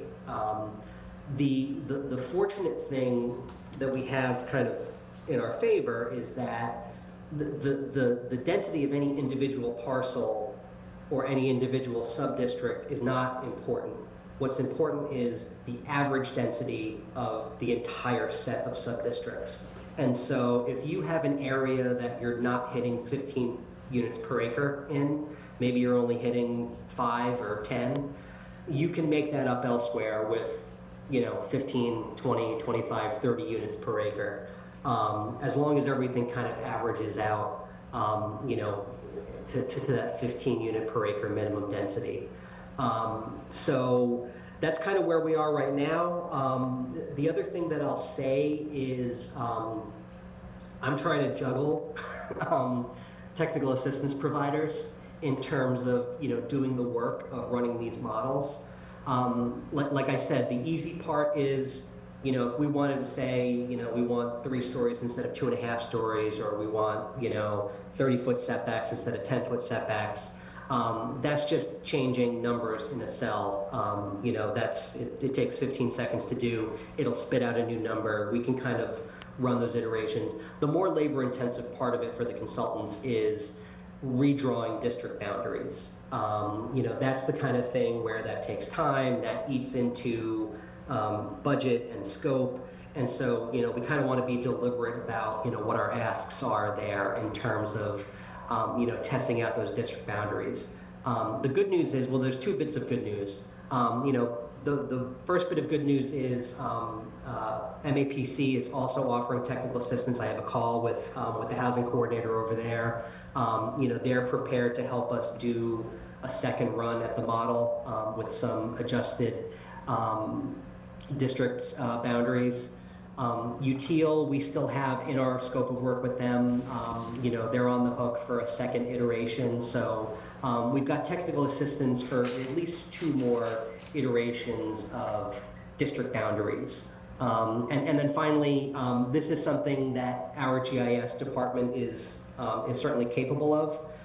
It would take a decent amount of kind of training and kind of collaboration in how to use the model, but Alan can do this work. It's just, there are consultants out there that are kind of working directly with DHCD that kind of, can kind of get this stuff done in a snap. So I don't want anyone to be kind of gun shy about trying to test district boundaries. We'll do as many as we need to do to get it right. That's certainly something that we're interested in. But just in terms of like setting expectations of, it's a lot easier to adjust the dimensional requirements than it is to adjust the district boundaries. So that's something where, if you want to test a couple different sets of dimensional regulations, that's fine. I want to make sure that we're deliberate about kind of the district boundary conversations. So that's what I've got for now. I'm going to stop my share for just a minute. And if anyone has any questions, or if we want to kind of talk about next steps, happy to do that. Tim, it's Sean. Would you be able to share that document with us? Yeah, no, I absolutely can do that. So it's the tool that they use. I asked if we can kind of download these boards as PDFs, which we probably could, but this link, this is a collaborative kind of design program. It's cloud-based. But I can send you a link to this, and you can kind of take a look at all of these, so we can definitely send that around as soon as the meeting's over. Thank you. Tim, I have a comment and a couple of questions. My first comment is, one of the things that we had talked about initially was, because we've just gone through a really exhaustive but a very good process of an overlay zoning district in the Milton Village and design guidelines, that, we had talked about taking that area of that overlay zoning and taking it out, and I would be interested in seeing mapping done which excludes that overlay zoning. I think it's potentially a local historic district we're looking at. It's a very unique area in town, and we did just do some real good work on that. So I'd love to see a map that excludes that. And I also had mentioned to you, Tim, I think one area that we should map is our DPW yard. that is a parcel that we control, what we would want, but we could zone for it. And I believe you said that would qualify. So I would like to see the DPW yard. It's a large area. I think you said at least 6 acres. But to maybe see that, I personally would be interested in seeing that mapped, which leads me to a question. Can we do overlay zoning where if we think that we have if we have an approved 40B project, can we do zoning? I'm just thinking of the Randolph Avenue, that maybe we could zone for something that's fewer numbers on that site. If it's not built yet, that might deter a developer from maybe doing. So, or we could include that in our zoning. Yeah, it would be a case by case. One of the rules and the guidelines is you can do sub-districts, but each sub-district has to be at least 5 acres. Okay. And I think that's to sort of dissuade people from kind of just doing 1,000 little tiny sub-districts all over the place. They are looking for contiguous kind of large-ish, areas where development is possible. So, that being said, it's not. It's certainly something that we can look at, in terms of sizing out some of those parcels, and if we have the stomach to kind of zone around those to get to 5 acres if necessary, we can certainly definitely take a look at that. So just a couple of other questions. So I know on the Brownfield site that I had talked about off of Truman Parkway, you said was just shy of 5 acres. Do you think it would be anything that we could ever request if it's just slightly shy of that 5 acres to ask if they would consider allowing us if we think it's a really good site, especially with the proximity to the train line. It's one of the best locations for that. So will we be able to make a request for some maybe a small waiver for something like that? Yeah, especially maybe if it was more density, if we went higher density there, Yeah, it's a tough one because I don't know how hard they're going to come down if, we have an otherwise, set of compliant sub-districts, and it's like, look, we have a really good planning basis for wanting to zone here. It kind of doesn't, the problem with that site, unfortunately, is, it in and of itself is not 5 acres, and there's not an opportunity to kind of grab the parcels around it because they're all state-owned.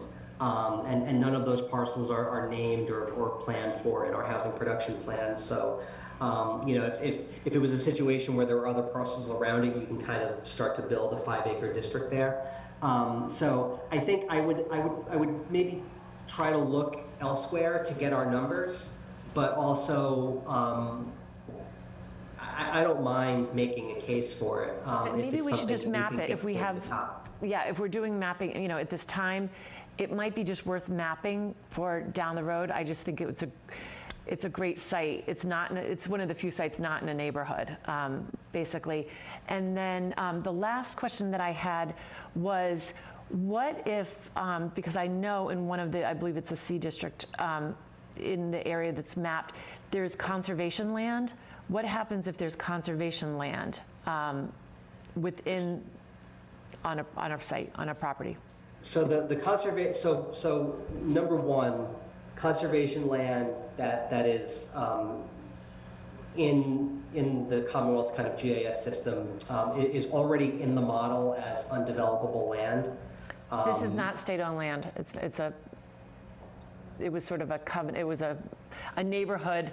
Yeah. Group So together. the other thing is, because this is zoning, it's the same thing as anything else. Zoning is about zoning, and we're not talking about, like a 40B style comprehensive permit where there's any consideration of waiver of other local regulations. This would be our local regulations for land use. All the other land use restrictions still apply. If there's a local historic district, that's not zoning. You still have to comply with whatever that is. If there are conservation restrictions, then there are conservation restrictions, and you can't build. So that's something where, you know, if that's not already being captured in the model as undevelopable land, you know, quite frankly, I wouldn't raise the issue, because if it's counting as developable, but it won't be developed, then it's kind of a freebie in terms of unit capacity. You know, what becomes important is sort of maintaining that conservation restriction, you know, which is something we've seen elsewhere, where, you know, you want to make sure that those get re-upped or they're perpetual if we think that they're perpetual. But all of those restrictions still apply, you know, regardless of what the zoning is. Okay, thank you. Cheryl, I see you have a hand up. Yes. I was using well, first of all, I've attended a number of webinars, workshops, including last weekend at the Citizens Planning Training Collaborative conference, which was out at Holy Cross, and the Lieutenant Governor was the keynote speaker in the morning, and she spoke about MBTA communities.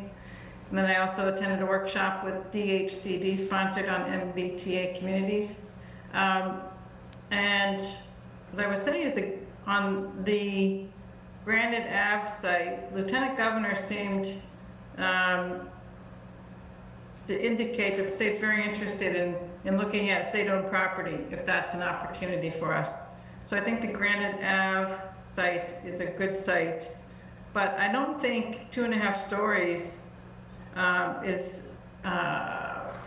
is using the site to the maximum, because one thought I have is if we can find some sections or sub-districts that have higher density or higher height, then we can have portions of the sub-district have lower density and lower height. And we are only needing to get to an average, well, not only, but we need to get to an average of 15 units an acre, but we can have some which are 5 units an acre. If you think about our C districts with a 5,000 square foot lot and 43,000 plus square feet per acre, our C districts at 5,000 square foot lots are already 8 units an acre. So if we can look at doing larger, lower density and smaller, higher density, such that we can average out to 15, I think that's going to actually work better than applying the same standards all the way across the 1/2 mile catchment area of the MBTA station. So I was thinking if you looked at and the opposite suggestion of Meredith in terms of Milton Village. And one reason I was thinking that we could go higher in Milton Village is we've already contemplated going higher in Milton Village. The thing that I don't know if everybody knows that you can have design guidelines in the zoning for MBTA communities. And you can have site plan approval. So you have a review process. You just can't make it a special permit process. And as Tim already said, you can have historic districts. So if we zoned at a higher density where we already have higher density, so 88 Wharf, Milton Hill House, 36 Central, 131 Elliott, you can draw a district that captures those properties. It would also capture where Steel and Rye is and where the Webb Mill building is, and extra space storage, but it doesn't have to capture the rest of Milton Village. It doesn't have to capture High Street. So you could get a higher density there. And then at the other end of the catchment area, over by Mattapan Square where Unquity House is, you already have a higher density there and a higher height there as well. And you might have to expand a little bit to get to that minimum 5-acre size in that area.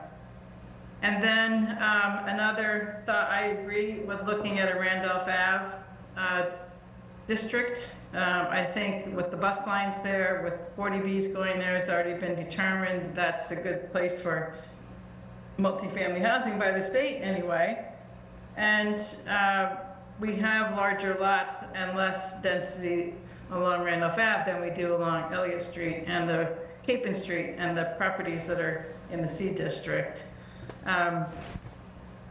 So I think that kind of fine tuning or micro tuning rather than applying the same thing all the way across, you could have, like Tim said, if you had that lower density and you have larger setbacks in the areas that already have lesser setbacks, like the business district, maybe you don't need to go as much for the rear yard setbacks. I think that's what's going to be necessary, and we can see how that model. Sorry, I'm losing my battery on my laptop. Let me just plug it in. We can see how that spreadsheet models out and compare it to what Util's already done. So those are my comments for now.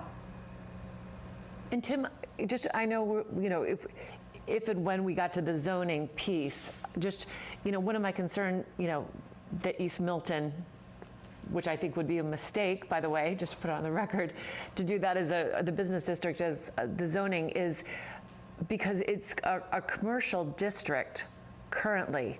Are we risking, if we include those parcels, that you're gonna, somebody could come in and we lose the Milton Market, the fruit center, come in and we lose our commercial base, because again, I'm really concerned about, increasing our commercial base, not losing it. Yeah, and so it's a concern, and I don't deny that at all, and it's actually not an uncommon concern. I think especially in Brookline, if you followed any of their conversations, it's particularly acute for them because they're looking at sort of the Harvard Street kind of corridor as their area, and it's just like, it's the heart of our commercial area. We need this. So there's a risk, and I think it's perfectly valid to be concerned about that and want to look elsewhere. A couple kind of caveats to that, though. You can't require mixed use, but you can certainly allow it, right? And so if you were to rezone any area, you could say you're allowed to do ground floor commercial, you're allowed to do whatever. You just need to make sure that a purely residential option is available by right. And then, as Cheryl kind of intimated earlier, there's nothing stopping you from putting restrictions or requirements above and beyond that minimum. So one thing that I had a conversation with the planner in Situate, back in 2018, they did mixed-use zoning around Greenbush Station, which is one of their commuter rail stations. And they did a sort of a by right option. I think it was at 12 units per acre, and then a special permit option at 24 units per acre. Which had, additional, I don't know what the restrictions were, but there were affordable housing, obligations. There were other sort of things that, we tend to like to put into a special permit process to sort of mitigate impacts. And what she told me was that, to a project, every developer was picking the special permit option, which had the ability for discretion, for additional restrictions, for additional goodies, for lack of a better term. Now, I don't know if that was because the by right option was not economically feasible or the special permit option was just so irresistible that they went with it, but they had success doing that where, I'll use East Milton as an example, but any district could do this where you say, okay, you can do 15 units an acre by right, or if you do mixed use commercial on the ground floor, you can do 20 units per acre or additional height or whatever it is. So there's an option sort of there if you wanted to sort of avail yourself of that. And I couldn't quite find it. I have it on a tab on my work computer. But there was actually a story in the Patriot Ledger today about some of the sort of the real estate kind of groups in town really kind of rallying behind this law because of the opportunities they see, for mixed-use commercial development. So I think the reason why the state didn't want to put the ability to do requirements for mixed use is, I think, a little bit of a overblown fear that towns would use that as a kind of a weapon to prevent development from happening, where you'll be in a sub-district on Capon Street and say like, oh, you've got to build ground floor commercial or else you're not going to be able to do it. Well, no one's going to do that on Capon Street, and so that's a way to prevent development from happening. That's what the state was looking to prevent. I don't think that there's an appetite for the worst case scenario that the state is doing. That being said, Meredith, I 100% agree that it is a risk, and you may not want to take that risk. And so I think that's a perfectly valid way to go. So that was a long thing, but I have had a number of conversations about that, and I think especially a very long conversation with the planner in Brookline about their concerns about that. So we'll see how that goes. Great, Tim. Thank you for all your work that you're doing on this. It's certainly not easy. Well, I'm back to your question about conservation land. So with all that is going on around town with land getting taken with a proposal by eminent domain, I am afraid of conservation land being taken. I feel like the town is kind of going down a path that I'm not really excited about going down.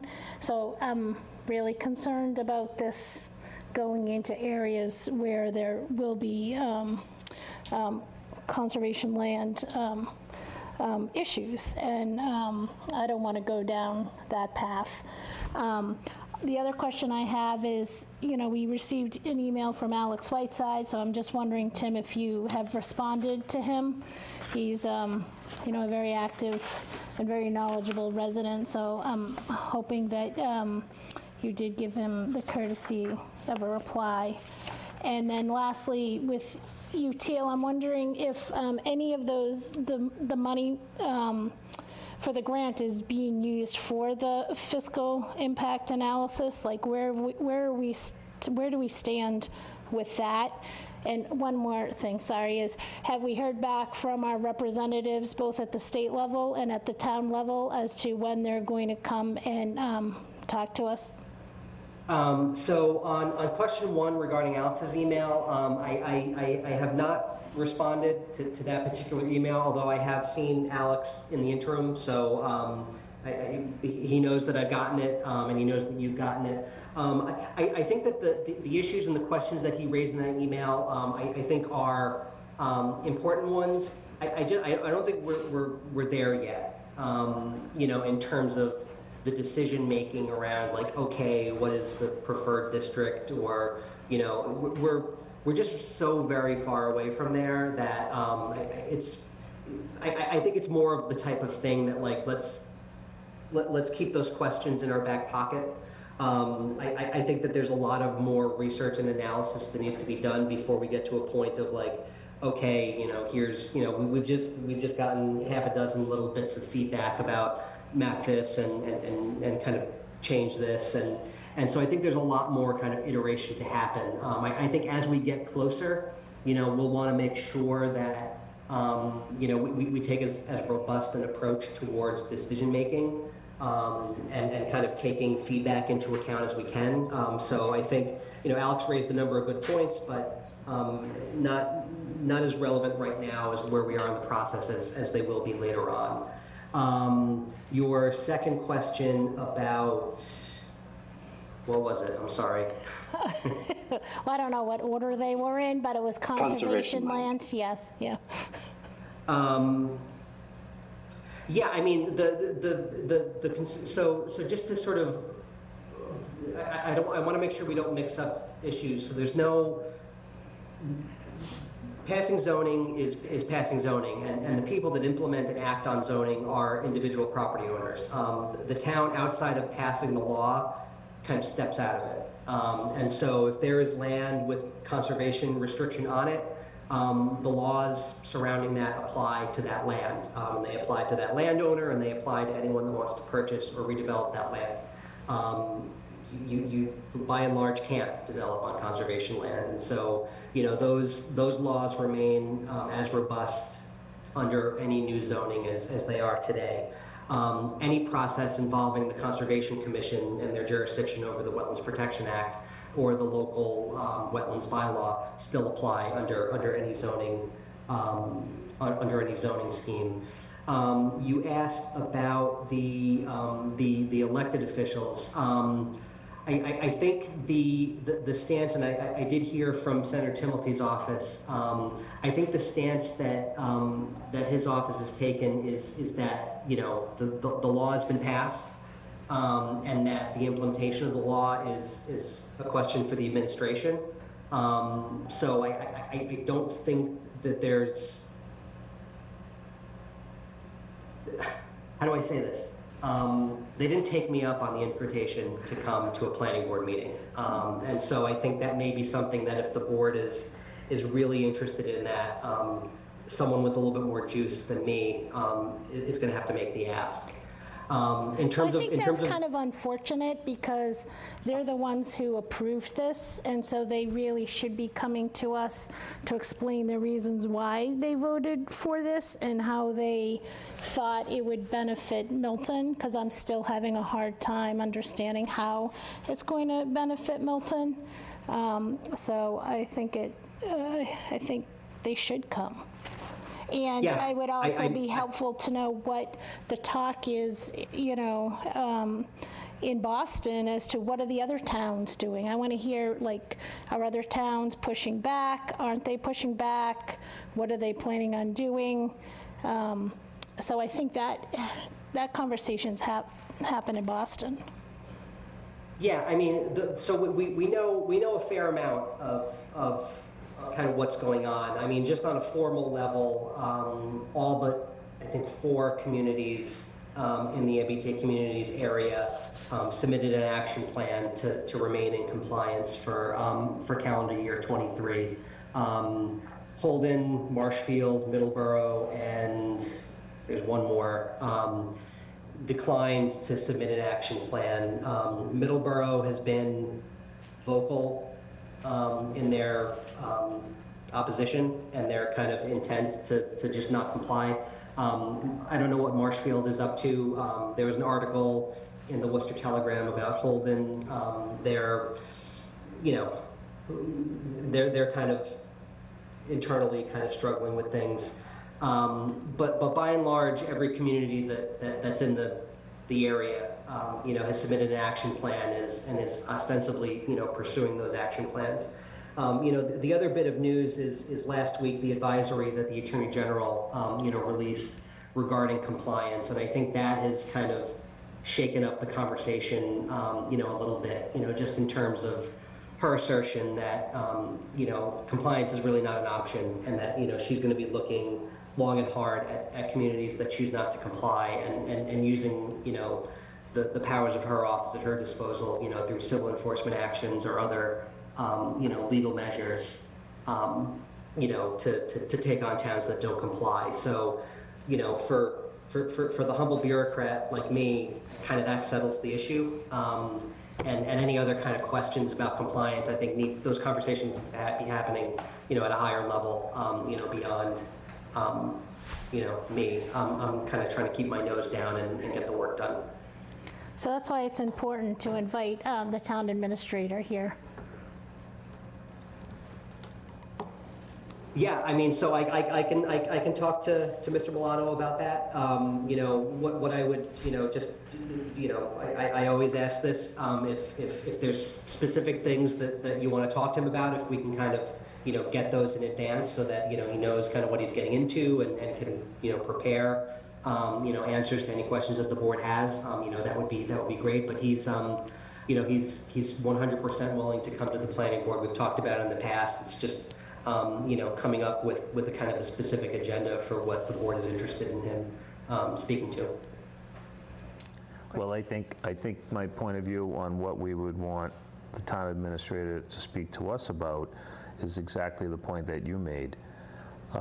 Regardless of what the Attorney General is saying, this has to go before town meeting, and town meeting has to approve it. And if town meeting doesn't approve it, we're not moving forward as a town. So, you know, her tactics to try to influence towns to comply, you know, we're subject to the approval of town meeting. Absolutely. All right, thank you. And I just, yeah, Tim, you know, in looking at these maps, I just want to reiterate Cheryl's comment on looking at amping up some of those areas, like the DPW yard, Granite Ave, to take the pressure off of some of those other mapping districts. And if we could, I think we should map for that brownfield off the Truman Parkway, because it's an excellent location, not in a neighborhood that I would love to see if we could get permission if everything else were to comply. Yep. So, Rich has Sorry, just one thing on that comment from Meredith. At the conference session, the DHCD spoke to that notion of these sort of independent pockets that aren't tied to others. I don't know how that's going to get sort of enforced or when they review sort of that compliance model, Tim, but they said that they wanted this housing in neighborhoods. So I just mentioned that because a lot of these sites that we're talking about are isolated and not neighborhoods. I think we have to be mindful of their view on that. well, when I say neighborhood, they are in neighborhoods. It's just less of a, you know, they're abutters on all these, and this is, you know, it affects everyone. But that's a good point to maybe. Yeah. And I we don't have to emphasize that it's not in a neighborhood. Yeah, I think that's, you know, my you know, professional opinion is that's, you know, it's good for the state to highlight that. What I will say is that, you know, these guidelines are providing us with a really sort of narrow path, you know, based on the existing conditions. So I think job one is to get something that, you know, on paper, based on the guidelines that the state has issued, gets us to compliance. And if there's style points that, you know, the state wants to judge us on, I'll be interested to see that. One way or the other, half of the district is going to be in, you know, in an established neighborhood. There's no way of getting around it. So I think it's a point that's well taken. But you know, let's see if we can get there. Okay, thank you. Rich had his hand up. Oh, Rich, yes, you. Please. No, it just sounded like we were nearing the end of the MBTA's communities, and I just wanted to time check 10:30. Or was there? I personally can't go any longer, so I just wanted to see if we were done with the MBTA communities. If you don't have any comments on it, then, yeah, sorry. I have a little bit of homework. What I'm going to do is we'll get some additional mapping of some of those additional districts, whether it's UTL or MAPC that gets it done. We will kind of, you know, test those out and see how those go. I will also ask for some adjustments to those dimensional requirements in some of the larger districts. You know, again, just to sort of get a realistic idea of, you know, some larger developments on larger sites, and we'll kind of keep you posted on that. The other thing, and we don't have to talk about it very much at all right now, but I do want to kind of put the finishing touches on a scope of work for the fiscal impact analysis. I think that the scope that we have worked on so far kind of mixes in some other planning and visualization aspects that I, you know, upon further reflection, think that we may want to scope those out separately. So I think getting started on that fiscal impact analysis, I think, is going to be important. So we'll prepare something for the board's consideration maybe at the next meeting, and then we might be able to have a more detailed conversation about it. But in the meantime, I think we're all set for now. Okay. So, Tim, can I just ask a question about that? You know, one of the fiscal impact analysis, a lot of people have this understanding, and I know there's this characterization of unit capacity versus production. But, you know, 2,461 new units in an area that's already built out that we've talked about. we already have probably close to that in the mapping that I looked at with residentity. So how are we arriving at, what's the build-out analysis that's going to inform the financial analysis going to be based on? Is it going to be based on the fact that an area has its own capacity as if it's a greenfield, when we know it's not a greenfield? And when you made the presentation and you said, for example, if there's a single family on a property and you're allowing for a 3-family on the property, you're increasing it by 2 units, not by 3 units. So I just want to make sure that we all understand what we're getting for a build-out analysis, and therefore a financial analysis is something that's somewhat realistic. Yeah, I think that's going to, be the thing that informs kind of the finishing touches on the scope of work is, what are the assumptions? What is the time frame? What is the assumption of build out in that time frame? Because again, full build out is very unlikely, and the time scale, if it ever happens, is kind of geological as opposed to, in our kind of lifetimes. And so those are going to be important assumptions that get baked into whatever the analysis is. So again, it's a well-taken point, and the board's going to have to kind of plant some markers down and figure out where they want a consultant to go. But in the meantime, we'll try to put all the other pieces of the scope together, for you guys to discuss that. Great. All right. Okay, thank you. And with that, I think we can now go on to our last agenda item. And that was a helpful discussion, Tim. Thank you. This is the discussion of the bicycle and pedestrian master plan. And I know there have been a lot of letters, comments. This was, I think there was a letter that was being drafted by the Master Plan Implementation Committee that you've been working on. And so I think this is just a good time for us to have a check-in on this. I actually was a little surprised that it was going direct to the select board without coming to the planning board. And, I think we've talked about this, Cheryl, but communication is really important. And I feel like, we shouldn't have to go to attend Master Plan Implementation Committee meetings. When something like this, which is planning, you as our rep, I would just hope would come to the planning board with it and ask for comments. We're all very interested in seeing this done. I think there's a lot of great work that's been put into this. But I think there's a lot of comments that maybe our board might have before asking for it to be adopted by the select board. So I know. So Meredith, we come back to this notion that somehow people have an idea that the Master Plan Implementation Committee is a subcommittee of the Planning Board. It is not that. We all serve on committees as a representative from the board. I don't recall once hearing from any other member of the board what's been happening on any committee that they are representing the board on. The Master Plan It is a different structure, Cheryl. I need to correct you. It is a different structure. We are the Master Plan Implementation Committee. There's a reason why it is appointed jointly by the Select Board and the Planning Board, and that in the directives of the Master Plan Implementation Committee is that it is expected to report to both boards.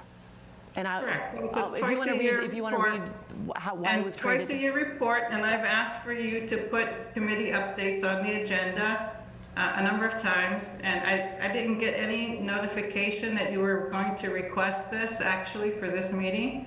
So it was a little bit surprising. The master plan itself has quite a number of implementation strategies, and the reason that the committee that I was on recommended that the implementation committee consists of a representative from both the planning board and the select board is because a number of the recommendations have no planning board role, and a number of the recommendations rather have a lot of different boards, committees and departments who are the lead role, the lead responsibility. The planning board is not the lead responsibility in the master plan for this particular item. This particular item, I think, had the Bicycle Advisory Committee as one of the lead partners, and that's the committee that came to the Master Plan Implementation Committee a number of years ago, asking us to support and move forward on the implementation of that plan. In a similar way that people came to the Master Plan Implementation Committee and asked us to get involved with Milton Landing, in a similar way to help the library get involved, to move forward on their parking needs, because all these there's a number of these things that are in the master plan themselves. So what we did was we agreed to seek funding to move forward on that plan. That funding was approved by town meeting at least 5 years ago, I believe. And so the town meeting all knew that this was going to happen and it would be funded, and MAPC was going to do it.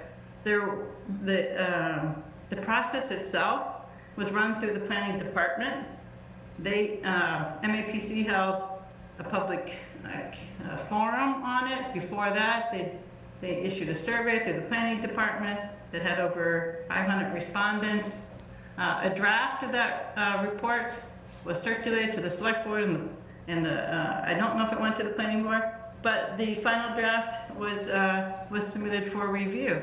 But it's not a document that we, as on the MPIC, prepared. So any board, I suppose, that wants to take an interest in a particular implementation of a particular part of that plan could seek to come to our committee and ask to be involved in it. But to say that that particular plan was something that was a lead of the planning board, I think is incorrect. And I did not say it was not the lead of the planning board, but the master plan itself is a document approved by the planning board. So all the items that are within the planning board, within the master plan, were signed off by the planning board. And it's respectful to bring it to us. You know, I'm working on the open space and recreation plan. I certainly would want the input of my fellow board members because I'm a representative to that committee.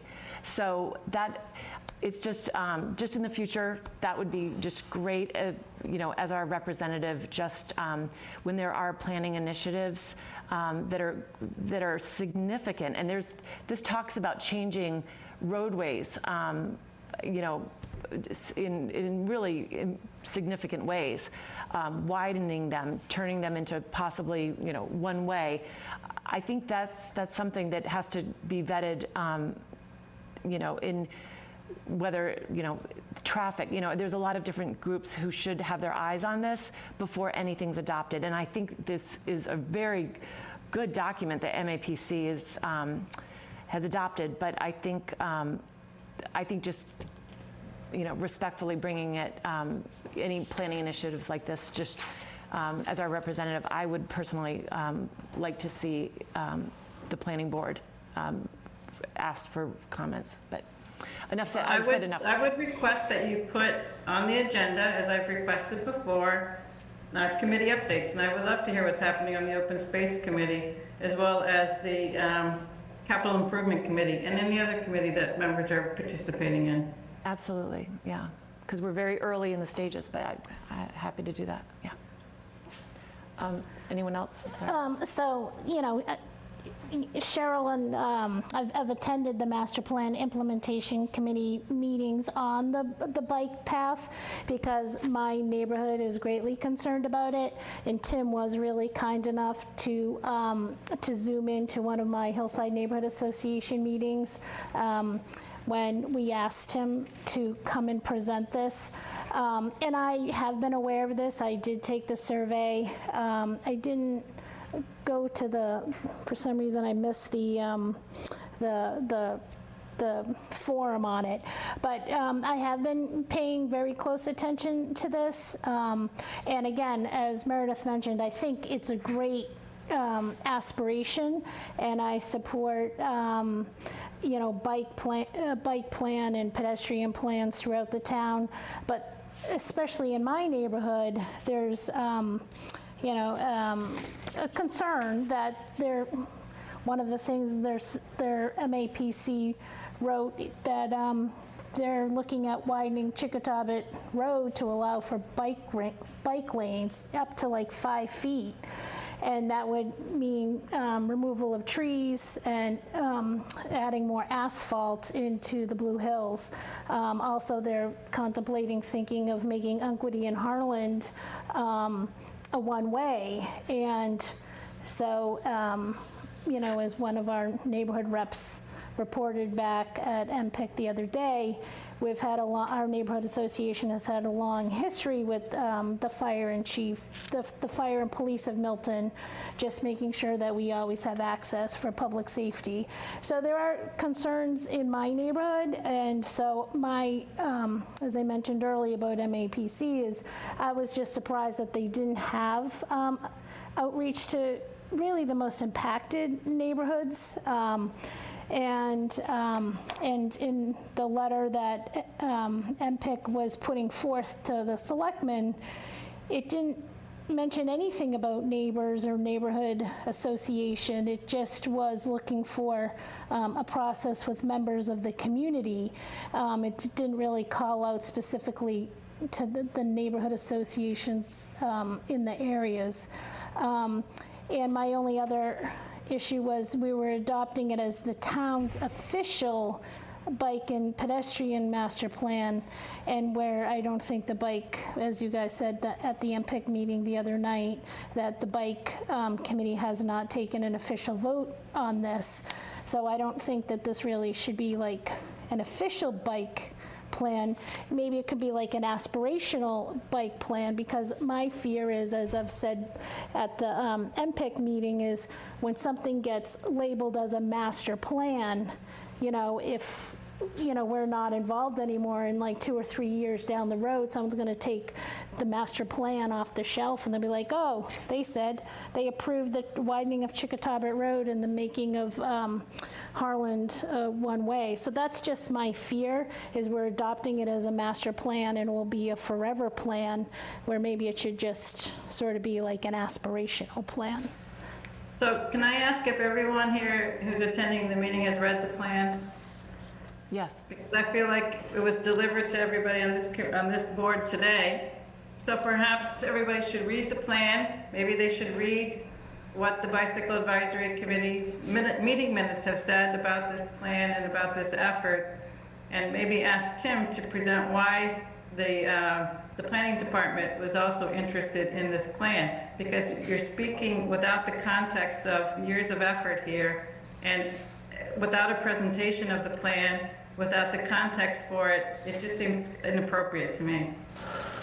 Well, I haven't read it, and I'd like to read it, and I think your point is a very good point. I think a presentation is appropriate, and I haven't been part of whatever its history is, Cheryl, for how many years long it's been going on, but I have an interest in it, and I guess I'm hoping that we can have enough collaboration amongst all of us that if there's anything related to our responsibilities of planning, I think we should know it and understand it.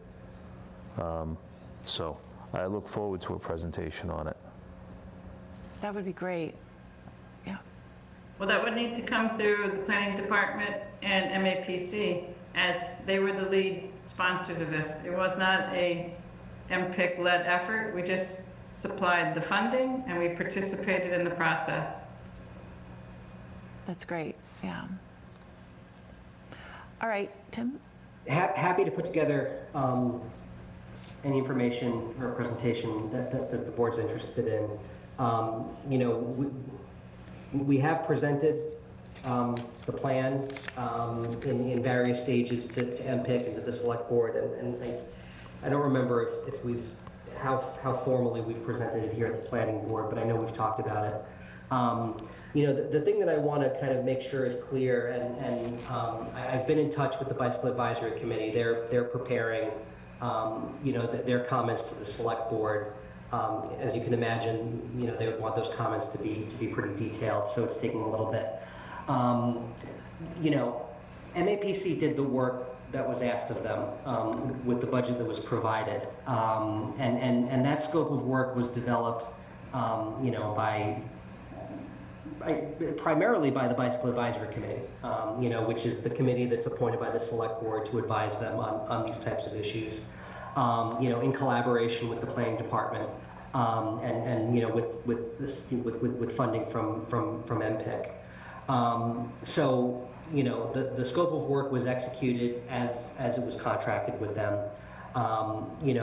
For this type of planning, the level of engagement was appropriate. And what I'll say about, and I've been to a number of meetings, I've had a number of discussions about this, what people are asking for in terms of the level of planning and involvement that would kind of suit what I've heard from people that have commented on this is in the hundreds of thousands of dollars. And quite frankly, we would need a bike planner. To go into every neighborhood that the bike plan touches. Definitionally, the bike plan touches every neighborhood.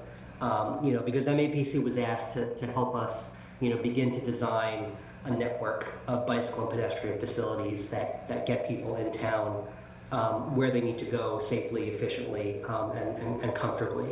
And so, it's not just, and I'm very glad to get the invitation from the Hillside Neighborhood Association. Happy to have gone to their meeting. It was a really good meeting. We had a really good discussion. People asked really good questions.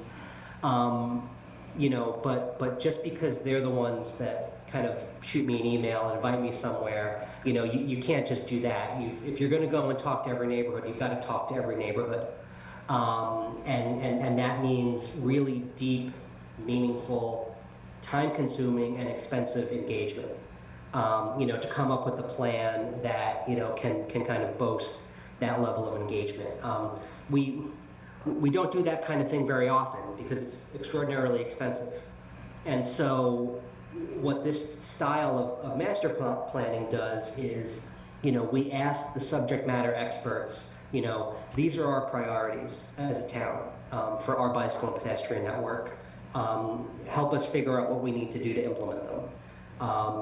We ask for a safe, efficient, connected bicycle network, and the transportation planners at MAPC said this is what that looks like. I've said this in a number of forums. There are, for the different kind of levels of, types of interventions that are proposed in the plan, there are already in place appropriate levels of engagement for how those projects get implemented. When it's something like, paint some bike lanes on whatever street that's getting repaved next, we already do that. We have a complete streets prioritization plan. We have a complete streets policy that effectively requires us to include bicycle facilities when it's appropriate under our paving program. For more robust and quite frankly intensive interventions, changing the direction of streets, changing the orientation of streets, changing the dimension of streets. The select board is sort of the chief of ways in town. And so all of those interventions are subject to a public process via the select board. The select board is required in those cases to seek the advice of the Traffic Commission, which again meets publicly, and is comprised of, among others, the town engineer, the DPW director, the fire chief, the police chief. And so, when you're doing a kind of broad, wide-ranging master plan, you're not necessarily going to sit down with the fire chief on every inch of roadway where you're drawing lines on a map. But that input is baked into the process, if and when implementation gets decided. So, I've said it again in other forums, there's additional layers of engagement that if we're interested, we can certainly sort of bake those in. So I think, when you're talking about a town-wide plan, there's a lot of interest, on individual sort of project level scale in neighborhoods that are impacted. But who's excluded from those conversations is the other people who are impacted that don't live in that neighborhood, who want to get to the Blue Hills on their bike, or who want to get from West Milton to the Fruit Center on a bike, that want to go from Collicott School, to, Kelly Field. A transportation plan and a bike network is a different sort of animal than kind of a development project or zoning, where everyone in town is affected in a different way. And, when you start to pick apart pieces of the network, it starts to become less effective. And so, you're kind of defeating the purpose of the plan when you start to kind of pick apart things because certain people in certain neighborhoods think that there's going to be a negative effect. Well, there's going to be a negative effect if you don't do the plan. The final thing that I'll say is, I sit on the traffic commission as well, and a meeting doesn't go by where we don't hear from multiple neighborhoods begging the town to do something about speed, about safety, about traffic calming.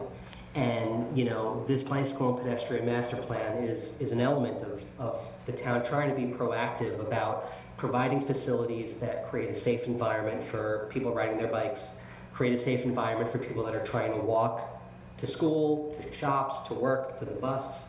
And so, we had a traffic impact mitigation planning process a couple of years ago, and it was the #1 recommendation. It was recommendation 1, 2, 3, 4, and 5. Safety, speed, safety. This is what the town is interested in. And so, when we start to come up with a plan that kind of moves us in the direction of implementation, if we need to kind of reconsider, what are our priorities? Is it safety or is it something else? Those are conversations we need to have as a town. So 100%, think it's appropriate for the planning board to take a look at this and to provide their comments. And, ultimately, the reason this goes to the select board is because the plan by and large recommends interventions on the streets, and that's the select board's purview. But I think they're definitely interested in hearing input from all of the relevant boards, including the planning board. So I think it's definitely appropriate, to take a good long look at it. I would just ask you to kind of look at it in the spirit of, this is a first step towards a future where there are plenty more steps, to go through to evaluate things and implement things, and that, if you don't start to take this first step, then you might have a much harder time taking those additional steps later on. Yeah, that's great. Thank you. Anyone else? Any other comments? Oh, and just to wrap up, Meredith, we can kind of look at the future set of agendas and figure out when the most appropriate time to talk about this a little bit more is.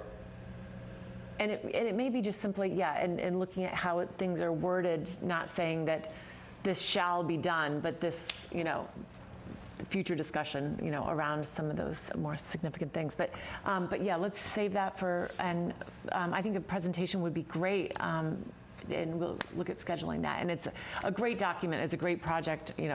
I fully support our getting a plan. So Meredith, we've got Lee Toma has his hand up. Oh, good. Yes, welcome. Good evening, thank you. If you can introduce yourself and just say your address, please. Yes, Lee Toma, former chair of the Bicycle Advisory Committee, 58 Aberdeen Road. I'd just like to say a few words here and add in a little bit. Tim said a lot that covered a lot of our thoughts on this. I'd like to give a little background from the Bike Committee's perspective. So first of all, I'd like to thank the Planning Board and the Planning Department for their past work in developing the plan up to its current state. The Bike Committee has sought for the town to develop and adopt a bike master plan since at least the year 2000. So the purpose of the plan is to acknowledge and address that there are major gaps in the sidewalk and bike route networks that many people need to use to get around town. Under current conditions, many areas lack sidewalks and crosswalks, and bike lanes end arbitrarily in many places. So a plan like this would help the town to identify and close those gaps and make the town safer for walking and biking. In general, the Bike Committee supports the proposed plan At the February 22nd meeting, all but one member voiced support for the plan, and the one dissenter noted things like typographical errors and discussed some of the concerns that members of residents and members of other committees have also shared, while also pointing out that the plan puts forward concepts that would help improve safety for people traveling by all travel modes, including driving. But the plan doesn't really note how these concepts would do that. So I think that's kind of overlooked in some of the discussions here. So elements of the plan would help slow speeding, especially at intersections, help keep pedestrians and bicyclists separated from car traffic, add sidewalks where they're missing, and make crosswalks shorter and safer for people, especially children and seniors who have difficulty making those crossings. Proposals like a crosstown trail and quiet side streets, or so-called neighborways, routes building off of the existing Pine Tree Brook path, would help make Milton more walkable and takes inspiration from peer communities like Wellesley and Lexington, which have very nice walking trail networks. So the Bike Committee is preparing a letter of support, which I expect will be finalized at its next meeting. I'd just like to make a couple other comments. So, for example, Milton's high walk and bike rates got the town an $800,000 state grant to improve sidewalks and crosswalks near the Glover School. And the Bike Committee does counts and sees as much as 10% of the middle school population bikes to school. So we'd like to encourage that, especially since youth who are too young to drive depend on being able to get around by bike. So there's potential to reduce traffic congestion, but also secure more state funds for road projects around town. And better sidewalks will also benefit seniors like my grandmother who tripped and fell on an uneven local sidewalk. So the town's current network has a lot of places that are intimidating to bike or walk in, and that basically just encourages more people to drive and creates traffic congestion. Making Milton into a more walkable and bikeable community would improve residents' quality of life and is in line with the town's master plan, the traffic mitigation plan, and climate action goals. So these concepts put forward in the plan are intended to help improve these conditions and also, as Tim mentioned, by calming traffic. So it may not emphasize how it does that, but as Tim pointed out, residents express frustration about road safety in person in multiple surveys at the Traffic Commission, at Traffic Mitigation Committee meetings, and in forums online. You see that all the time too. And I'd like to point out the town's recent Capital Planning Committee allocations towards traffic calming infrastructure also align with these elements of the bike and pedestrian master plan goals. So the Bike Committee realizes that the plan is aspirational and that before any specific proposals are implemented, they'd be reviewed thoroughly by the town and modified to meet the needs of all residents and comply with current standards. And the committee recognizes that some of the concepts that have been presented may not be feasible because of environmental issues, right-of-way limitations, cost, and other considerations. So we don't expect that everything in the proposal will actually be built out, but we see it as a framework to work from to help improve conditions around town. We see it as aligning with the town's complete streets prioritization plan for expanding the sidewalk network and bike infrastructure for people of all ages to walk and bike to local destinations like schools, to transit, businesses, and churches. And having a plan in place would also allow the town to qualify for more state infrastructure grants, much like the Complete Streets plan that I recommended the town adopt has secured over $800,000 for sidewalks, trails, crosswalk signals, and intersection improvements for the town over the past few years. So I believe that the plan's focus on improving the pedestrian and bike infrastructure will benefit Milton residents and help the town meet its equity, climate, and open space goals. And I hope that the town will adopt the plan and implement proposals that align and make sense for the neighborhoods. So I appreciate all your support, and thank you very much for your time. Thank you so much. So glad you could come on. Thank you, Lee. Okay, it's after 11. I promised Cheryl we would break at 11, so I think that we'll get that on the schedule, and I don't have anything else on the agenda. We actually made it through. So if the members are ready, I would entertain a motion to adjourn. I'll make a motion to adjourn. I will second it. Okay. And then roll call. I think Rich is gone. Cheryl? Yes. Maggie? Yes. Sean? Yes. And myself, yes. Thank you all. Good night. Have a good evening. Good night. Thank you. Good night, everybody.